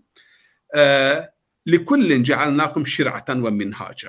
Yani hepiniz için farklı dinler, farklı inançlar için bir şeriat vardır. Bir şeriatın uygulama minhacı vardır. لِيَبْلُوَكُمْ فِيمَا آتَاكُمْ. Allah size vermiş olduğu imkanlarla sizi sınamaktadır. وَلَوْ شَاءَ اللّٰهِ لَجَعَلَكُمْ اُمَّةً وَاحِدَةً. Eğer Allah istemiş olsaydı hepinizi bir ümmet kılacaktı. Ama Allah'ın iradesi bir ümmet kılmak, hepsini hidayete yönlendirmek, hepsini tek. Bu ayet 9 defa tekrarlanıyor farklı şekillerde. İsteseydi hepiniz iman edecektiniz, isteseydi hepiniz bir ümmet olacaktınız. Öte yandan peygamberimize yönelik olarak. Şimdi orada bir hadis getiriyor, o hadis de uydurmadır. Ben emrolundum ki kılıç kullanayım illahi zorla. Bunlar imana gelsinler. Çünkü Kur'an-ı Kerim'de 4 yerde peygambere hitaben diyor ki sen insanlara zor mu kullanacaksın? Ente tukrihun nasa? Yani en yu'minu billah. Sen insanlara zor mu kullanacaksın? Hayır. Leste aleyhim bi musaytir. Sen onlara hakim ve bir otorite sahip. Onların üzerinde sen hakim değilsin. Senin görevin ve ma aleyke illel belâh. Senin görevin tebliğ etmektir. Diğer bir husus peygamber için sen onlara vekil değilsin. Bak sen onların vekili değilsin. Sen onlara zorlayamazsın. Sana böyle bir yetki verilmemiştir. Ve ma ente aleyhim bi musaytir. Sen onları zorla yani baskı altına alacak bir sulta sana verilmemiştir. Ve ma aleyke illel belâh. Belliğ fe in lem yakbel fe ma aleyk. Belliğ ma aleyk fe in lem yakbel ma aleyk. Yani sen üzerine olanı tebliğ et. Kabul etmezlerse senin üzerinde bir sorumluluk kalmadı. Şimdi gelelim selamet bahsine. Bakın namazlarımızda biz hep şöyle bir dua okuyoruz. Biraz eksiktir. Allahümme entes selam ve minkes selam fehayyena fis selam ve erşidna ile subulü's selam ve ehdina ile subulü's selam ve edhulna ile daris selam. İslam'ın Allah, Tanrımızın, Rabbimizin en önemli isimlerinden birisi de selamdır. Barıştır. Ve İslam o selamdan, kökü oradan geliyor. Barış. Ve diyoruz ya Rab, Allahümme entes selam. Rabbim sen selamsın. Fehayyena fis selam ve minke selam. Barış sendendir. Fehayyena fis selam. Bizi barış ile ihya et. Ve ehdina ile subulü's selam. İslam'ın bir diğer yolu ismi de subulü's selam. Barış yolları. Bizi barış yollarına yönlendir. Ve edhilna ile daris selam. Ve son gideceğimiz cennetin isimlerinden birisi de yine selamdır.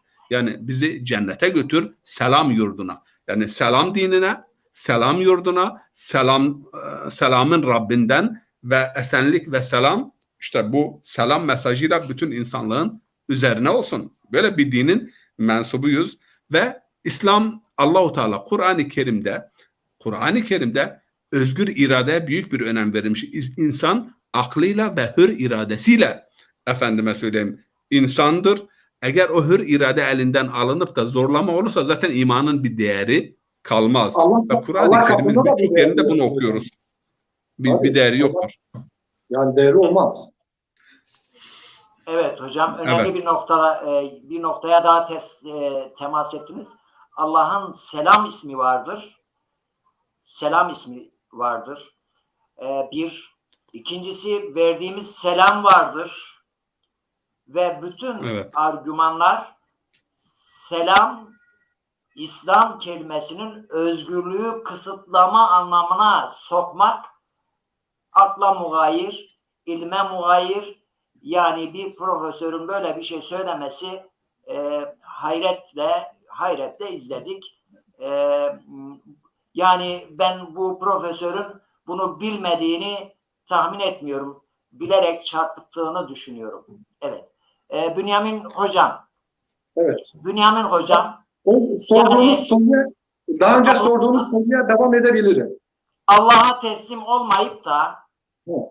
kendi nefsi emaresine veya putlara veya şunun bunun ideolojisine tam tamına, yani kendisi gibi bir insanın ideolojisine teslim olan mı daha özgürdür?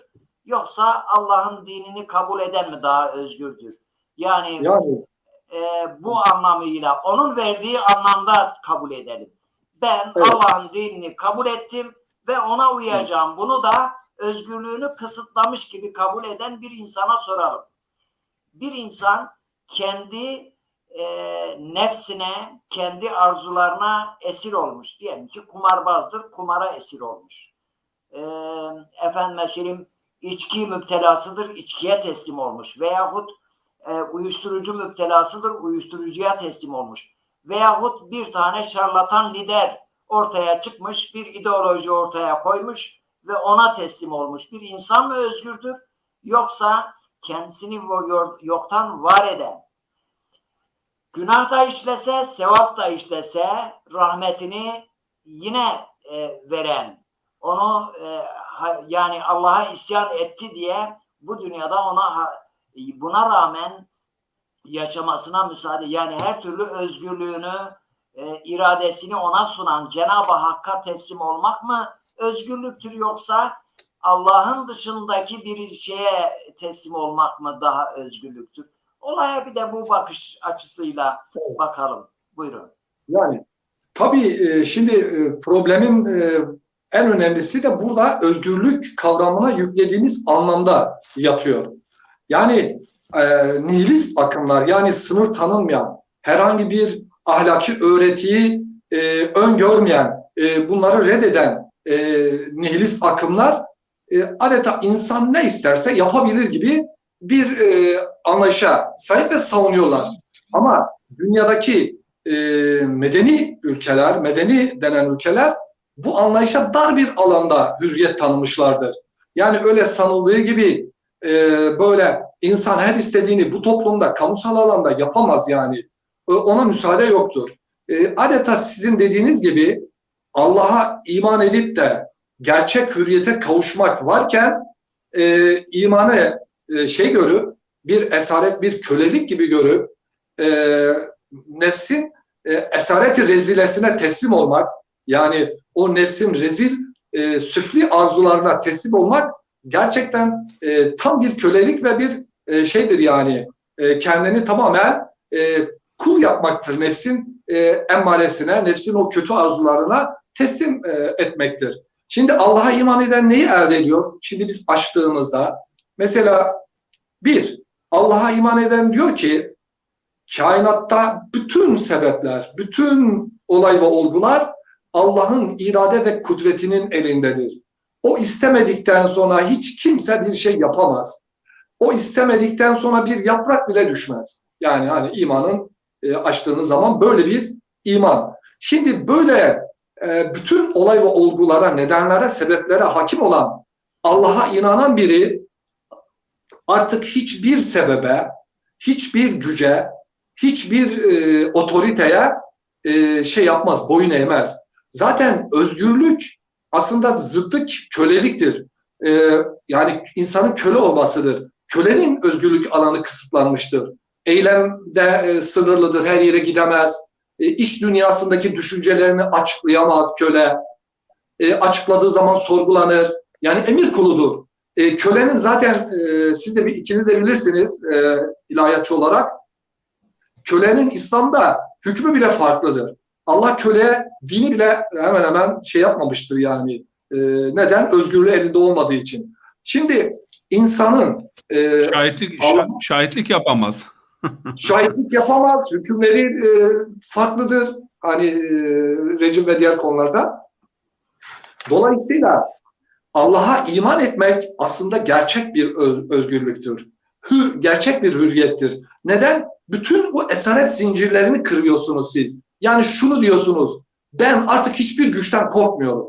Nitekim sahabilere bakıldığında biraz da özgürlük, bugünkü özgürlük kavramını açarak peygamber dönemindeki uygulamalarla da ilişkilendirmek lazım. Şimdi mesela sahabelere bakıldığında bu diğer ülkelere Resulullah elçi gönderdiği zaman bunlar o gittikleri yerlerde çok serfuru etmezlerdi. O kralların, büyüklerin, otoritelerin önünde. Bunlar hayret ederlerdi. Ya size ne oluyor derlerdi. Siz eskiden biz sizi muhatap bile almazdık. Siz bedevi bir toplumdunuz. Size ne oldu? Ne diyorlardı biliyor musunuz sahabeler? Biz Allah'tan başka hiç kimsenin önünde eğilmeyiz. Yani gerçek hürriyet Namık Kemal'in dediği gibi imandan gelir, imandan beslenir. Çünkü siz o zaman bütün sizi esaret altına alacak, hem nefsin arzularının esaretinden kurtuluyorsunuz, hem de kötü alışkanlıklarınızdan kurtuluyorsunuz. Şimdi bugün dünyada özgürlük akımları arasında açıldığı zaman, bakıldığı zaman şöyle bir özgürlükle ilgili kavramlar söz konusudur. Mesela en uçta adam diyor ki ben ne istersem yapabilirim. Buna hemen karşısına aydınlar, bilginler ve devlet çıkıyor. Hayır, sen bir toplumun üyesisin ve bu toplumda yaşadığın için bazı kurallara uyacaksın. Ona dar bir alan veriyor. Git diyor plajlarda ne yaparsan yap diyor kendi kendine. Veya işte bir dar odanda evine git ne yaparsan yap diyor. Şimdi gelelim. İnancını istediğine inanıp istediğini reddetmek hakkı. Yani din ve inanç hürriyeti dediğimiz dünyada tüm anlaşmalarda vardır. Yani bizim anayasamızda da vardır. Diğer ülkelerin de vardır. Şimdi hiçbir kimse çıkıp da peygamberimizin insanların zorla iman ettiğine ilişkin bir uygulamasını gösterebilir mi? Gösteremez. Ayet de gösteremez. Şimdi mesela düşünceyi açıklamaya gelelim. Hani özgürlük kavramı kapsamında düşüncemizi açıklama, inancımızı açıklama veya açıklamaya zorlanma da olabilir. Şimdi bana Kur'an'da ve nebevi hayata bakarak bir uygulamadan bunu yasaklayan, böyle bir hakkı çiğneyen bir uygulamayı gösterebilir mi? Ya döneminde, Hazreti Ebubekir döneminde ben insan hakları ile ilgili Trabzon'da 3 kişi insan hakları çalışması yaptık. Ben de İslam'da insan hakları konusunu ele almıştım. O arada İslam kaynaklarına da vardım. Şöyle bir uygulamalar karşılaşmıştık. Hazreti Ebubekir döneminde adamın biri yapıyor, hiciv ediyor Müslümanları. Vesikalı yani kayıtlara gelmiş. Hiciv yapıyor yani Müslümanları kötülüyor. Vali de ona ceza olsun diye dişlerini çektiriyor. Sonra bu şahıs geliyor işte halifeye itirazda bulunuyor. Sonra kendisini çağırıyor Hazreti Ebubekir o şeyi çağırıyor. Ya diyor ki böyle bir uygulama yaptın. Evet diyor. Niye yaptın diyor. İşte ben diyor yani ne bileyim Müslümanlara hakaret ettiği için, hiciv şiir yazdığı için. Peki diyor sen bunu Kur'an'da dayanarak mı yaptın? Hayır. Peygamberin bir uygulaması mı var? Hayır. Yani nereden? Vallahi diyor ben böyle bir yorum yaptım. Allah diyor onun küfrüne tahammül ediyor diyor. Sen onun bir Müslümanları hicvetmesine tahammül edemiyorsun. Ya Hazreti Ali adi bir Yahudi ile ya mahkeme oluyor ya. Ve İslam'ın en otorite döneminde ya. Düşünebiliyor musunuz? Hazreti Ali ile beraber muhakeme oluyorlar. Aralarında bir ihtilaf çıkıyor. Şimdi bana yani tarihe bakıldığında şimdi mesela belli bir yaşantıya zorlama. Evet İslam'da belli bir yaşantıya şöyle sınır vardır. Mesela İslam'ın otoritesinin olduğu yerlerde özellikle Mekke ve Medine'de her şeyi yapamazsınız. Neden? Çünkü kutsal kabul edilmiştir. Kardeşim bura dinin özel bir sembolüdür, bir yeridir. Sen böyle her istediğin her yerde yapamazsın. Dünyanın her yerinde yasaklar vardır, cezalar vardır yani. Yasaklar vardır, efendime söyleyeyim sınırlamalar vardır. Dolayısıyla şimdi bakın yaşam özgürlüğü. Ya hangi inanmayan insanın inancından dolayı öldürdüğünü bir örneğini gösterebilir miyiz? Yani mesela yaşamın dokunulmazlığı. Yani inanılmaz.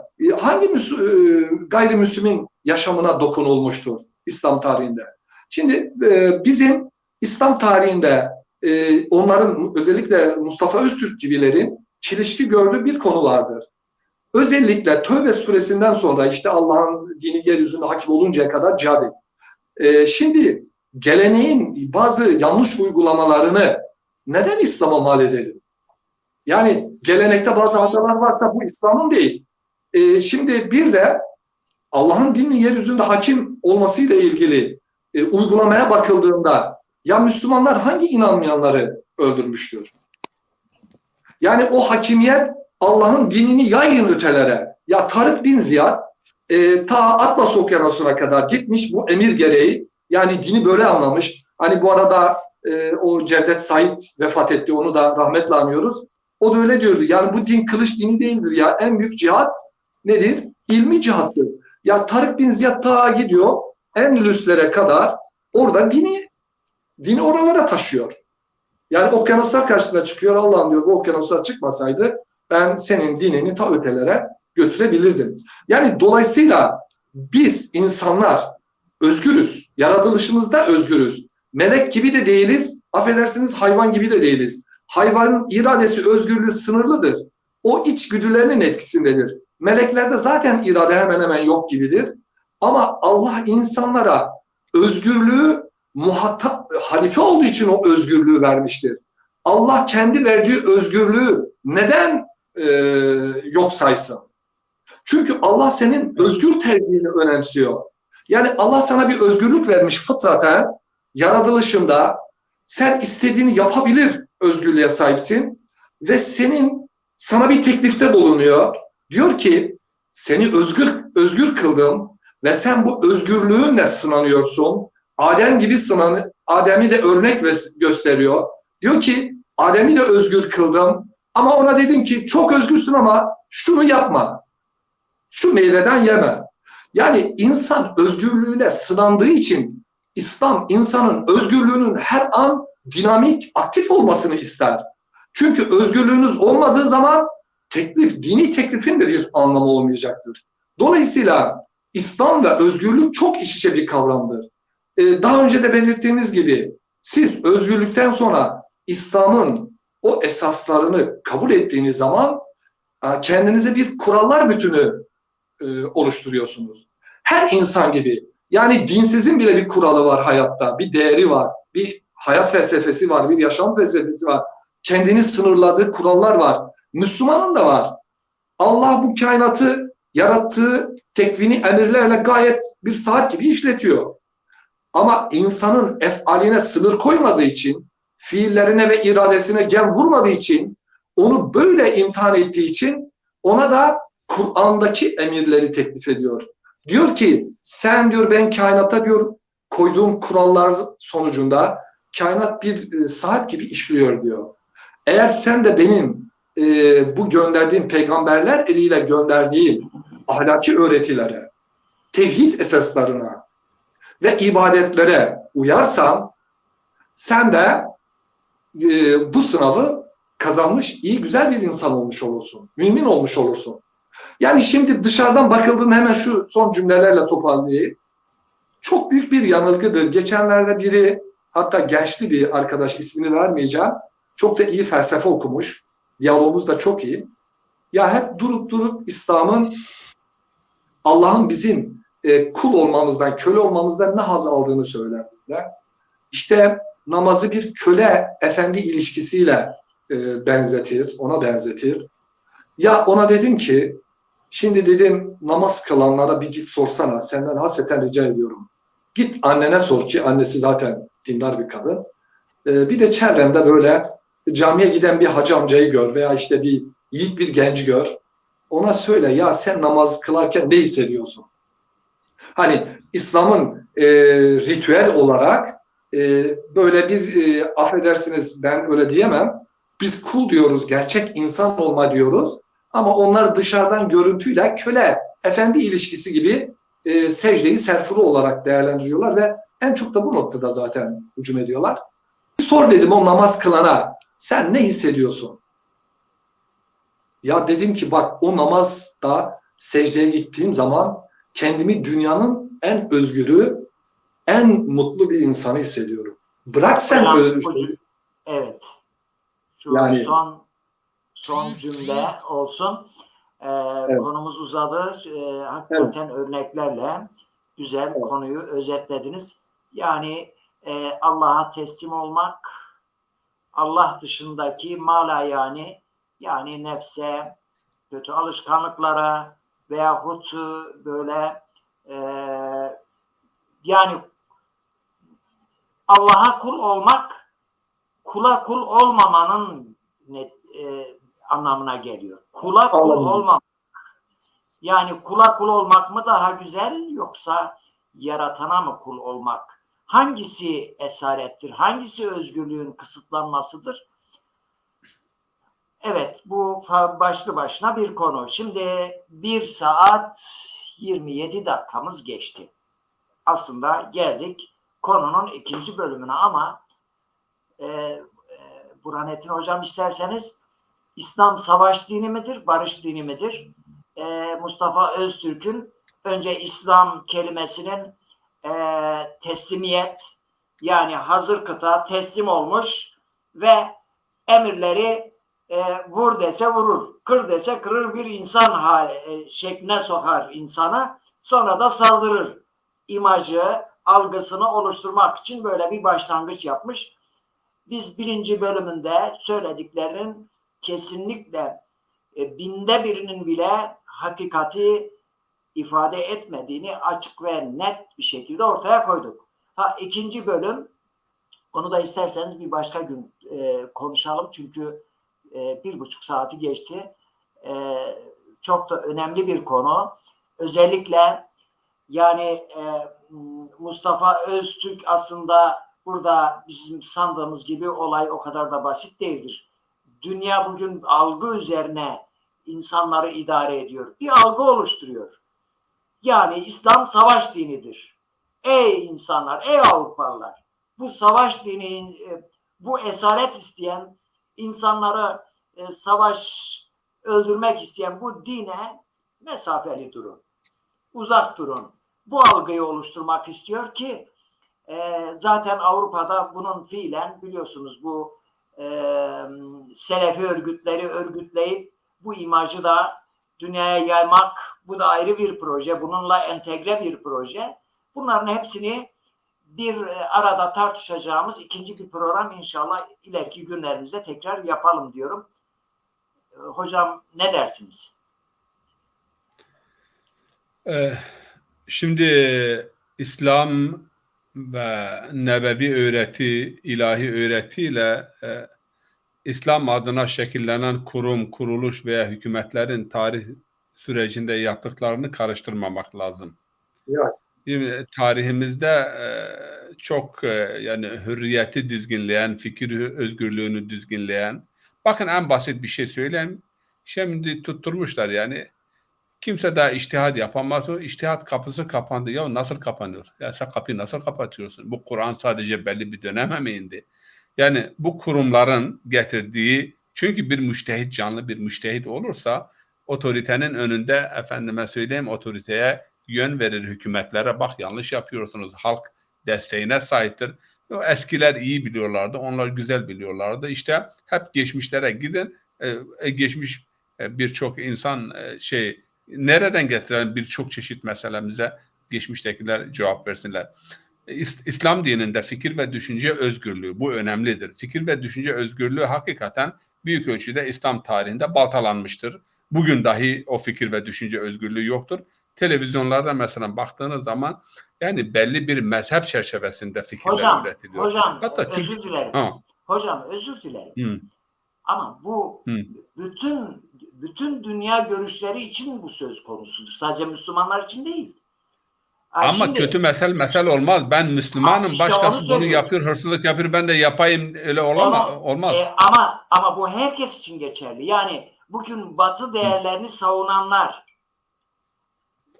kötü örnekler üzerinden Batı'yı tartışıyorlar mı? Evet. Yani şunu söylüyoruz.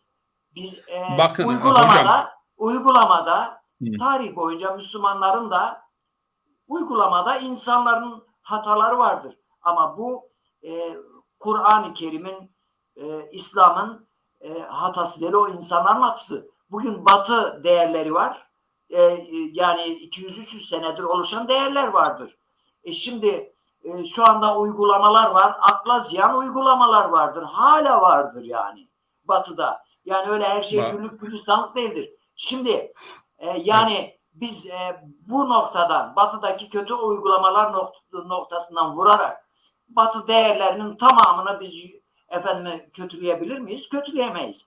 Aynı şeyi herkesten bekliyoruz. Yani burada Mustafa Öztürk gibiler İslam tarihindeki uygulamaları Müslüman olarak biz bu meseleleri konuşup tartışıp çözüme kavuşturmak ve bu kötü örnekleri savunmama, yani savunmama efendime söyleyeyim, bir padişah çocuğunu katletmişse efendime söyleyeyim bunu İslam'a mal etmenin bir anlamı yoktur. Bu padişahı da mübarek etmenin bir anlamı yoktur. Veyahut efendime söyleyeyim hocam burada yani buna benzer uygulamaları İslam'la karşılaştırmamak lazım. Evet. Bak hocam, ama öyle şimdi biz Selefi veya efendime söyleyeyim bu tekfiri akımlara bir göz attığımızda hemen her şeyi Batı'ya bağlıyoruz. Bu yanlıştır. Bununla da biz yani İbn-i Teymiye'nin kitaplarını açın. Nasıl insan yakarsınız, nasıl öldürürsünüz, nasıl namaz kılmayanı öldürürsünüz, nasıl bunu yapan, yani şimdi bunlar buradan besleniyorlar. Bu kaynakları vardır. Yani iç Şimdi Muhammed bin dinamiklerden Abdülvahhab'ın evet, Burhanettin hocamın dediği gibi iç kitaplarına bakın. dinamiklerden beslenme de var yani biraz. İç dinamiklerden beslenme var. Beslenme var, yani her şeyi biz götürüp de siyasete ve siyasi olarak Avrupa örgütledi. Avrupa, biz cenaze değiliz ama bakın yani günah-ı kebirenin mürtekibi kafir olur. Hazreti Ali döneminde ülkülük İmam Ali'ye bunu uyguladılar. Kafir oldu. Ondan sonra katli vacipti ve öldürdüler. Tarihimizde bunlar yaşanmıştır. Yani bunları görmeden de efendime söyleyeyim hep dışarıya komplo teorisine göre hareket edersek bu bize bir çözüm getirmez. Yani bizim iç dinamiklerimizde. Evet. Biz tarihimizi her zaman onu söylemeye çalışıyoruz. Tarihimizi sorgulamamız gerekiyor. Avrupa da bunu yapıyor.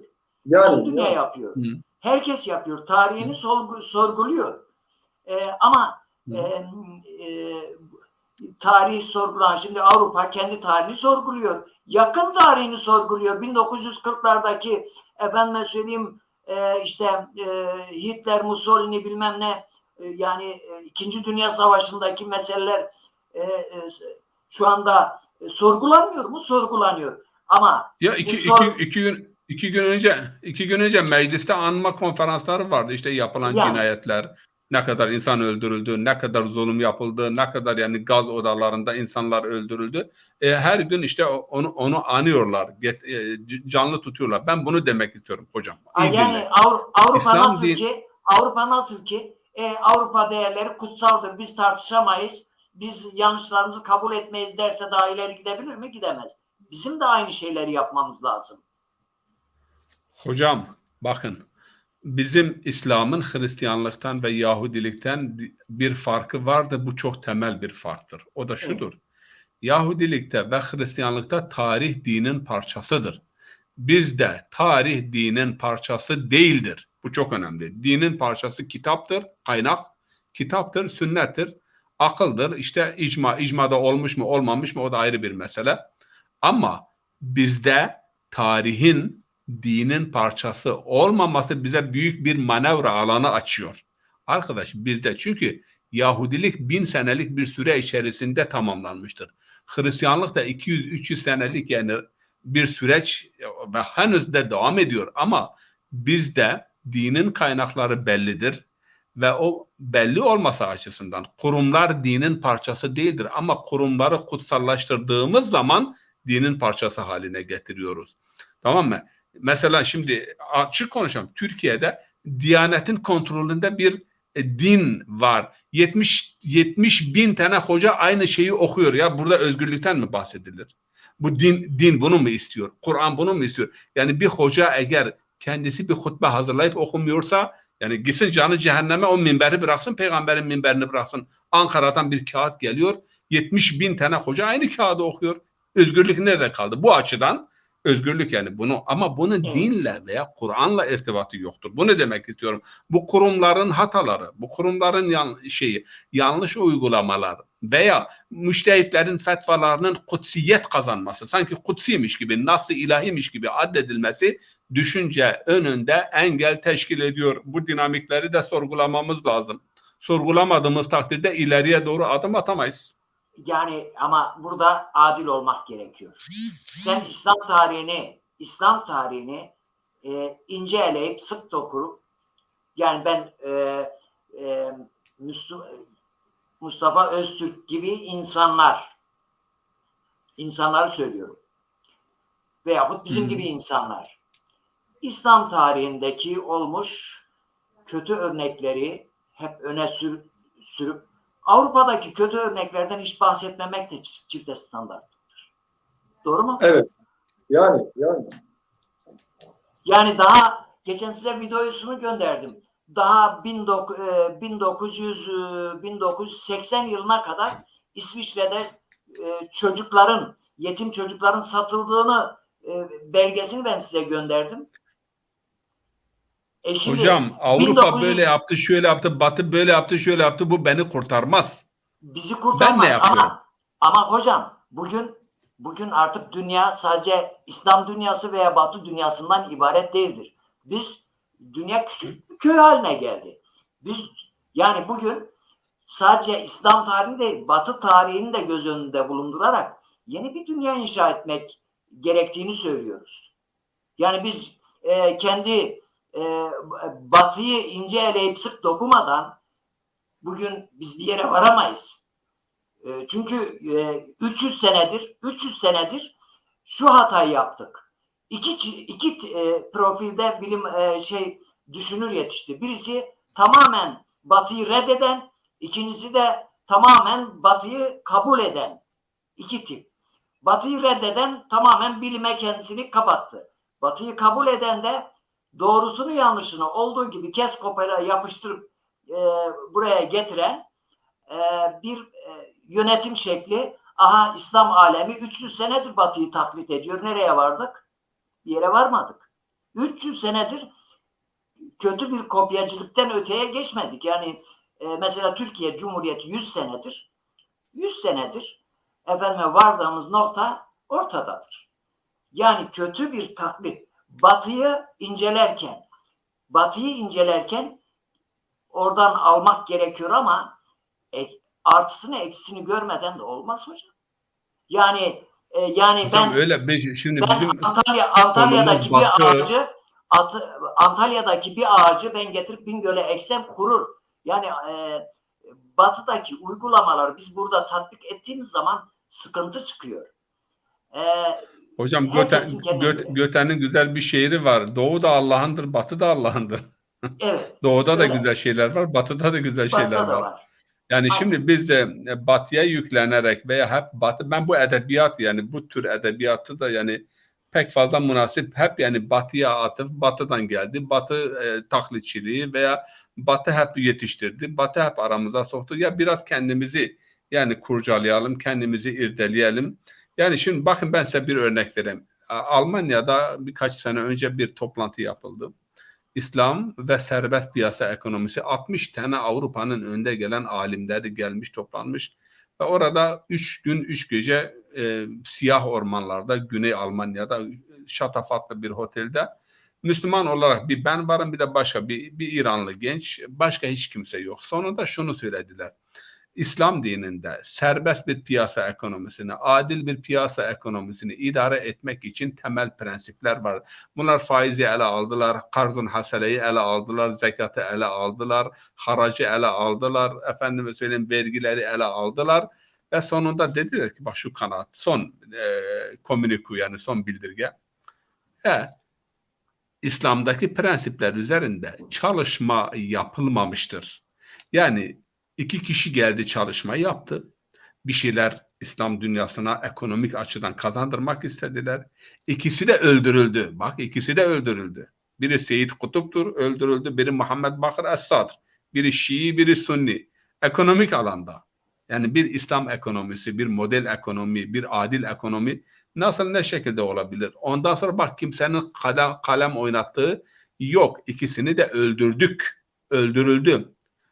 İşte fikir, düşünce özgürlüğü açısından diyorum. İslam'da var, Kur'an'da var ama İslam devletlerinde veya kuruluşlar yani bu fikir ve düşünce özgürlüğünün önünde büyük engel. Mu'tezili düşüncenin hakim olduğu, aklın hakim olduğu 8. 9. 10. 11. asırlarda bütün dünyaya biz örnek olduk. Her alanda da ilerledik. Matematikten tutun, fizikten, kimyadan. Çünkü aklın önü açıldı. Ama sonunda geldi, maalesef açık bir dille ifade ediyorum, Eş'arilik geldi, hem tabiatı reddetti, hem kanunu reddetti, hem efendime söyleyeyim doğayı reddetti ve ondan sonra da duraklama dönemine girdik ve gerileme dönemine girdik. Yani ciddi bir şekilde bizim fikrin önünü açmamız lazım. Yani fikirden, serbest düşünceden, ahlaksızlık ile, dizginsizlik ile fikir özgürlüğünü de karıştırmamak lazım. Ya fikir sahibi olan insan ahlaksız olmaz. Fikir sahibi olan, düşünce sahibi olan insan ahlaksız olmaz. Ama bugün mesela Batı'daki buna diyor. Batı'daki yani özgürlük daha fazla hakikaten cinselliğe yönelik, yani mesela şehvete yönelik ve yani o yöndeki bir özgürlüktür. Ama dinin atfetmek istediği özgürlük bu kafadaki özgürlüktür. Yani kafanın harekete geçirilmesi. Ben Cevahirlal Nehru'dan bir örnek vereyim. Onun Medeniyet Tarihi diye 3 ciltli bir kitabı var. Osmanlı diyor senelerce diyor insanların başına zorla fes geçirmeye çalıştı. Cumhuriyet kuruldu, cumhuriyete geldi, fesi kaldırdı yere şapkayı zorla yerleştirmek istedi. Kimse kafanın içiyle uğraşmadı. Hep kafanın dışıyla uğraştılar. Evet. Yani bu açıdan yani dinimiz hürriyet dinidir. Dinimiz hakikaten özgür iradeye büyük önem atfeden bir dindir. Allahu Teala biraz önce Bünyamin hocamız dedi yani Allah kafire kendi Yasin suresinin sonunda ne deniliyor? Ve darabe lana meselen ve nesiye halqa. Kâle men yuhil izam ve hiye ramim. Kul yuhyiha lezi enşâha evvelen merretin ve huve bikulli halqin alim ev bikulli şeyin alim. Yani adamın biri diyor örnek verdi ama kendi yaratılışını unuttu. Dedi ki ya bu kemikler çürüdükten sonra kim bunları ihya edecek? Allah önce onun görüşünü beyan ediyor. Kafirin. Ondan sonra cevabında diyor ki ya bak kendi yaratılışını unutan adam. Yani sen hiç yoktan yaratıldın. Onu ilk önce kim yarattıysa tekrar onu yaratmaya kadirdir, güçlü. Bir diyalektik var. Şimdi biz bırakın onu. Yani farklı bir mezhepten, farklı bir meşrepten olan bir insana dahi yani tahammül edilemeyecek derecede bir daralma yaşıyoruz. Ya açın, herkes gelsin, düşüncesini beyan etsin ama saygı, efendim, bu hususta ciddi bir sıkıntı yaşanıyor. Televizyonlara gelsinler, Selefisi gelsin, Eş'arisi gelsin, Mu'tezili gelsin, ne bileyim, Şii gelsin, Sunni gelsin, herkes yani kendini ifade etsin, beyan etsin insanlar. Ve beşir ibadiyellezine yestemi'unel kul feyettebi'une ahsenehu Zümer suresinde. O kullarımı müjdele kimler? Her türlü söze kulak verir ama en güzelliğine tabi olurlar. Yani bu ortam hakikaten bugün yoktur. Yani bunu açık ifade etmek lazım. Ama bu dinin suçu değildir. Ama internet vasıtasıyla biraz daha bir imkanlar şu anda eğer yeni kanunlar çıkarmazlarsa internette farklı görüşlere rastlamak bu bir açılım oldu. Güzeldir ama televizyonlarımız bütün dünyada televizyonlar tekellerin elindedir. İnternet ortamı daha özgürdür. Fikir özgürlüğü açısından daha özgürdür. O Mevlana'nın oğluna şeyi var yani özgürlük ile ilgili bir şiir var. Diyor ki oğlum ben begüsel baş azad ey peser çend başı ben de simo ben de zer. Bu diyor senin üzerindeki bağları zincirleri çöz at azad ol özgür ol. Ne zamana kadar altının gümüşün paranın şunun bunun efendime söyleyeyim kulu ve kölesi olacaksın. Şimdi dinin getirdiği özgürlük nefse, şehvete, para, pula, tağuta insana kul olmaktan, esaretten kurtarıp birisine yönlendirmek. Bu da böyledir. Yani birisinin emri mi, birçoğunun emri mi? Hangisi daha iyi? Onu da insanların aklına havale edelim. Evet. Bünyamin Hocam son sözlerini, çok kısa son sözlerinizi alalım. Ben program bugün sona erdim. Gerçekten hani Burhanettin Hocam'ın söylediği gibi özgürlük alanını genişletmek gerekiyor. İlmi istibdattan kaçınılması, tarihi böyle İslam'ın, Kur'an'ın bir parçası gibi görmemek gerekiyor. Tarihimizde güzel değerlerimiz olmuş, şeref levhaları oluşturacak, altın sayfala yazılacak şeref levhaları da var. Ancak eleştirebileceğimiz gerçekten hususlar da var. Hem böyle geçmişe bakarak geleceğimizi yeniden kurgulamak mümkün. Ancak ben hemen özet olarak söylemek istediğim fikirleri hemen şöyle özetleyeyim bir daha baştan ki söylediğim şeylerle beraber. Şimdi özgürlüğü çok kutsallaştırmış ve böyle çok yüceltmişiz. Olmadık anlamlar yüklemişiz. Adeta insan ne isterse yapabilir gibi sınırsız bir alan tanımışız. Ve bundan hareketle de İslam'ı, Kur'an'ı, orada belli kurallara uyan, belli bir teslimiyetleri olan, belli bir hayat değerleri olan, değerler manzumesi oluşturup uyan bir dini de bu çerçeveden bakarak sorguluyoruz. Bu yanlışa düşüyoruz. Yani şimdi baktığımız zaman hem Batı eğitim kurumlarında, Batı toplumlarında hem bizde insanlar eğitilirken onlara özgürlüklerin sınırları da hatırlatılır. Yani özgürlüklerimizin bir sınırı vardır. Nedir sınırı? Başkasına zarar vermemek. Topluma karşı sorumlu olmak. kendine karşı sorumlu olmak, bazı insanlara karşı saygılı olmak, çevreyi korumak gibi sayabileceğimiz dünya kadar özgürlüğü sınırlayan bir değerler çerçevesi var. En medeni toplumlarda bile var. Ama İslam da işte diyor ki, ben de diyor insanları özgür, Allah diyor ki ben insanları özgür zaten yarattım. Benim için onların özgürlüğü insan olmalarıdır yani aynı zamanda. İnsan olduğu için özgürdür. Ben meleği böyle özgür yaratmadım. Ben hayvanları da böyle yaratmadım. Ben insana öyle bir irade, bir tercih, bir özgürlük tanıdım ki ona her türlü teklifimi yapabiliyorum diyor. Ben seni bununla sınıyorum. Arkasında ne var? Diyor ki işte sen diyor bu özgürlüğünle iman etmeyi seçersen diyor, iman etmeye yönelirsen, İslam'ın hayatla ilgili ferdi ve ailevi ve toplumsal hayatla ilgili kurallarına uyarsan İslam'ı kabul etmiş olursun. Ve daha iyi, güzel bir insan olursun. Şimdi içeriğine baktığımızda neden İslam'ı benimseyip de İslami bir hayat yaşayan insanların yaşam biçimlerini özgürlük alanını kısıtlayan bir tarz olarak değerlendirelim? Yani böyle bir değerlendirmek akla aykırı bir durumdur. Ve itiraz edenlerin yanıldığı nokta buradadır. Yani insanlar İslam'ın emirlerine uyduklarında özgürlükleri elde çıkmıyor. Tam tersine Abdullah Hocam senin de hassasiyetle vurguladığın ve Burhanettin Hocam da vurguladığı gibi tam tersine nefsin esaretinden, kötü arzularından kurtulan gerçek hürriyete eriyor. Çünkü İslam'ın tüm emirleri böyle.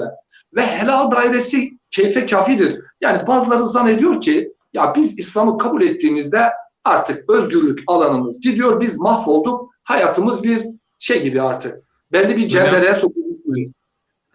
Evet, buyurun. Bünyamin Hoca, Evet. şimdi bak eksistansiyalistler, varoluşçular biliyorsun ne diyorlar? Evet. Varoluşçular diyorlar ki asıl yani insanlığın problemi bu Evet. özgürlük ve hür irade problemidir. Evet. Çünkü Allah bize bir hür irade verdi. Ama o hür iradeyi nasıl ve ne şekilde kullanmaktan aciz olduğumuz için başımıza bela olmuştur. Ya hiç sorma. Dün okuduğum Amerikalı yazar Müslüman olmuş. Hemen unutmayayım sana ilaveten. Müslüman yazar olmuş diyor ki bizi özgürlükle kandırdılar.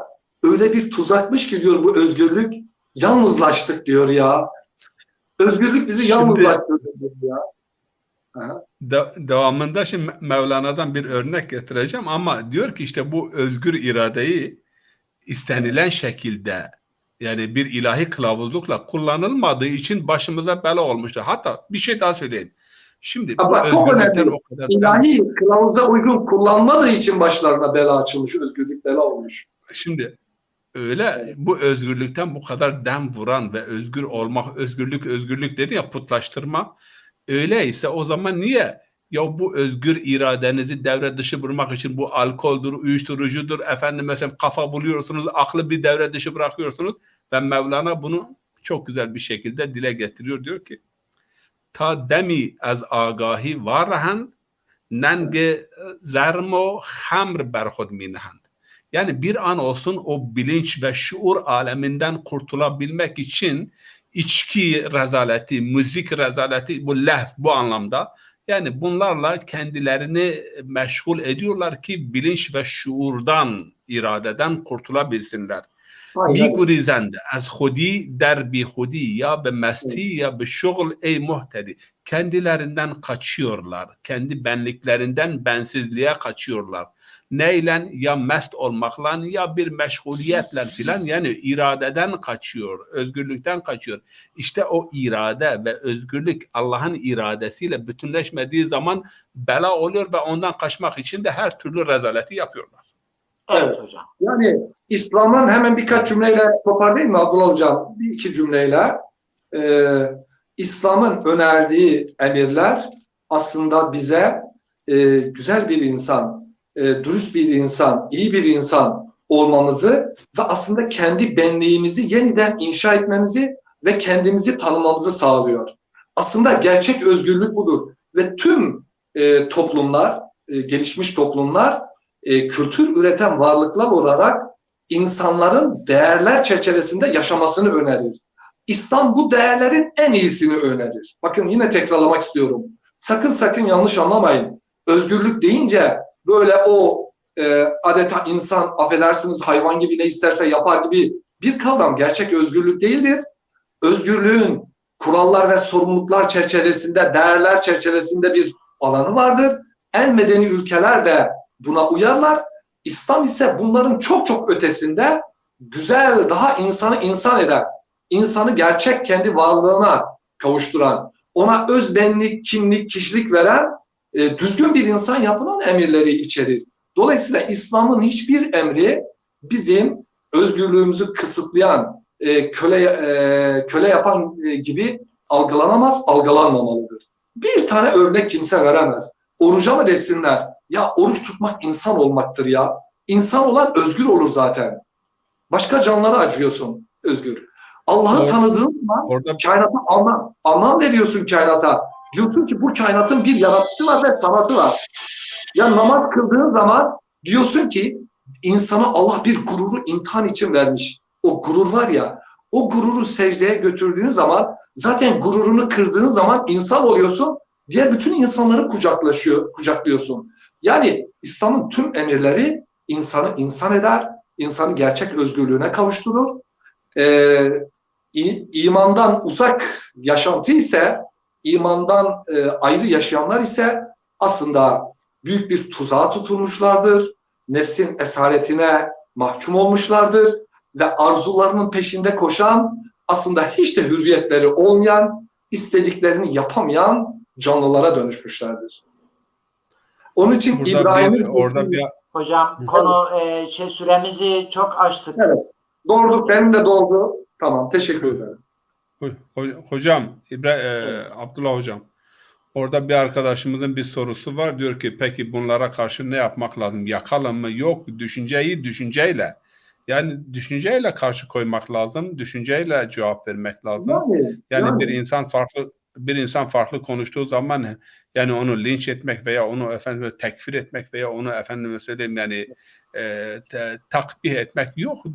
Düşünceyle karşı koymak lazım ve anlatmak ve izah etmek lazım. Ama şunu diyorum ben, yani Avrupa'daki bazı saiklerden dolayı bunu İranlı bazı şeyler de geldi Avrupa'da, Kanada'da ileri geri konuştu ve belli bir dönem kuponları bitti. Ondan sonra Avrupalılar döndüler Doktor Suruç için. Suruç Mustafa Öztürk'ün 20 belki 10 tanesine 20 tanesine bedel, yani dünyada adı şanı olan birisi, ama Kanada'daki yetkililer dediler Martin Luther'in düşüncelerinin İslami bir renk vererek tekrar bunların yani satılmasının da bir anlamı yoktur. Bitirdiler, yani kendilerini bitiriyorlar. İslam tarihinden bir örnek vereyim.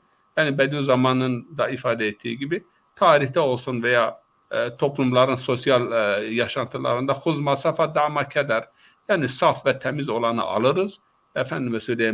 Bulanık olanı ve kötü olanı da bırakırız oraya. Muhammed İkbal'ın da güzeldi. Şimdi Cumali Hoca bir iki nakil yaptı ondan. Bunu hiç unutmamamız lazım. Herkesin etrafında döndüğü bir ekseni vardır. Hiçbir insan mutlak anlamda özgür değildir. Yani herkesin döndüğü bir ekseni vardır. Muhammed İkbal diyor ki yani köpek köpeğin önünde eğilmez. Sen insansın. Rabbinin önünde eğil. Onun önünde eğilmediğin zaman birçok şeyin önünde eğilmek mecburiyetindesin. Vesselamu aleyküm ve rahmetullah. Evet, hocamın bu düşüncelerini de burada tekrar ifade etmekle fayda buluyorum. Zaten burada konuşuyoruz. Diyoruz ki iyi ki böyle bu konuları gündeme getiren insanlar var. Konular açılıyor. Bazı konular daha iyi anlaşıyor. Farklı fikirler olmasa yeni fikirler ortaya çıkmaz. Yani fikirlerin çatışmasından fikir doğar. Yani tek bir düşünceyle biz bir yere varamayız. Biz burada bir konuyu bir vesile bulduk, dile getirdik. Yoksa zaten söylememiz şudur. Yani söyleyeyim, linç kültürü yerine konuşma kültürü. Linç kültürü yerine konuşma kültürü diyoruz. Yani söyleyeyim, Sezen Aksu şarkısında bir şey söylemiş. Yahu bu Sezen Aksu aleyhinde konuşanlardan %1'i demiyorum, 1000'de 1'i o şarkıyı açıp okuyup ona göre bir cevap, bir fikir beyan etmiyor. Yani duyuyor, ne demiş? Şöyle demiş. Efendim söyleyeyim, al sopanı vur kafasına misali sözler sarf ediliyor. Ben kendim şahsen bu üslubu beğenmiyorum. Çünkü biz bir şey yaptığımız zaman, yani nerede olursa olsun, mekanımız nerede, Türkiye'de de olsak, dünyada da olsak, makul insanın, Müslümanın sosyal barışı gözeterek konuşması gerekiyor. Yalnız Abdullah Hocam, yerine, evet. Abdullah Hocam, çok haklısınız da Mustafa Öztürk'le bir yanlış bilgilendirme var. Şunu hemen söyleyeyim. Aslında ajite ediyor toplumu. O üniversiteden de dışlanmadı. Bu memlekette okudu. Bu memleketin vergileriyle yetişti, büyüdü, okudu. Topluma karşı sorumluluğunu yeterince yapmadı. Birkaç kişinin onun yanlış fikrine itirazı veya hakareti internet üzerinde yapmışsa bunu çok ajite etti ve batıya kaçtı. Şimdi onun üzerinden fikir üretiyor. Yani bunu bilelim. Ne devlet ona baskı yaptı, ne ilahiyatta bir baskı oldu ciddi anlamda. Sadece ona sen yanlışsın dediler. Biraz dışladı İslami toplumu onu. Dışladı derken, ya kardeşim ben seni sevmek zorunda değilim. Yani senin fikirlerini kabul edip alkışlamak zorunda değilim dedi. Sen benim şeyime çıktın dedi. Dışına çıktın. Dolayısıyla o bunu bir dışlanma gibi algıladı yani. Bunu da bilelim yani. Evet. Yalnız bu kültür dünyanın her tarafında bu tip linç kültürleri vardır yani. Şimdi siz yani ama bu tarafta değil. Tartışma, makul fikir ve düşünce özgürlüğü kapsamında konuları tartışmamız gerekiyor. Evet. Konuyu kısaca özetleyip bitiriyorum. Mustafa Öztürk, Profesör Mustafa Öztürk'ün bir konuşmasını, Almanya'da yaptığı bir konuşmayı kendisi videolar üretip şey yapıyor, internete veriyor. Bu videosundan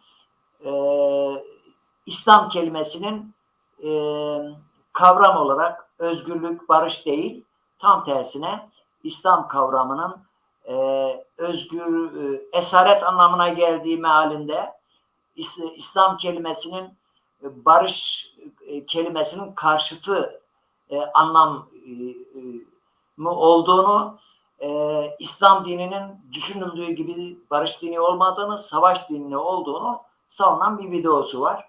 Bu videoda 1. bölümündeki İslam kelimesinin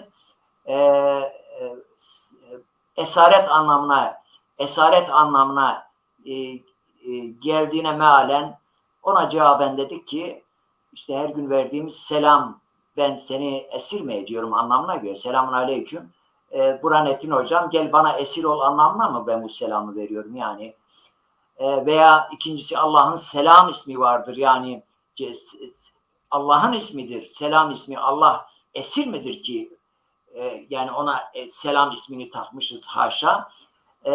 Veya Kur'an ayetleri var. Onları irdeledik. Yani gel İslam'a teslim ol.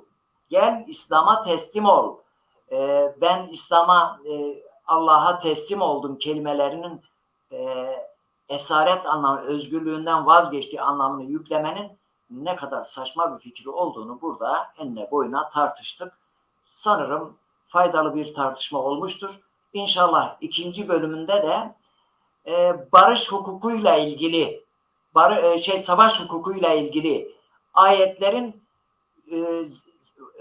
delil gösterip bundan İslam'ın savaş dini olduğunu, Kur'an'ın dünya barışını yok eden bir kitap olduğunu algısını oluşturmak için ürettiği argümanlara da bir başka gün cevap vermeye çalışacağız.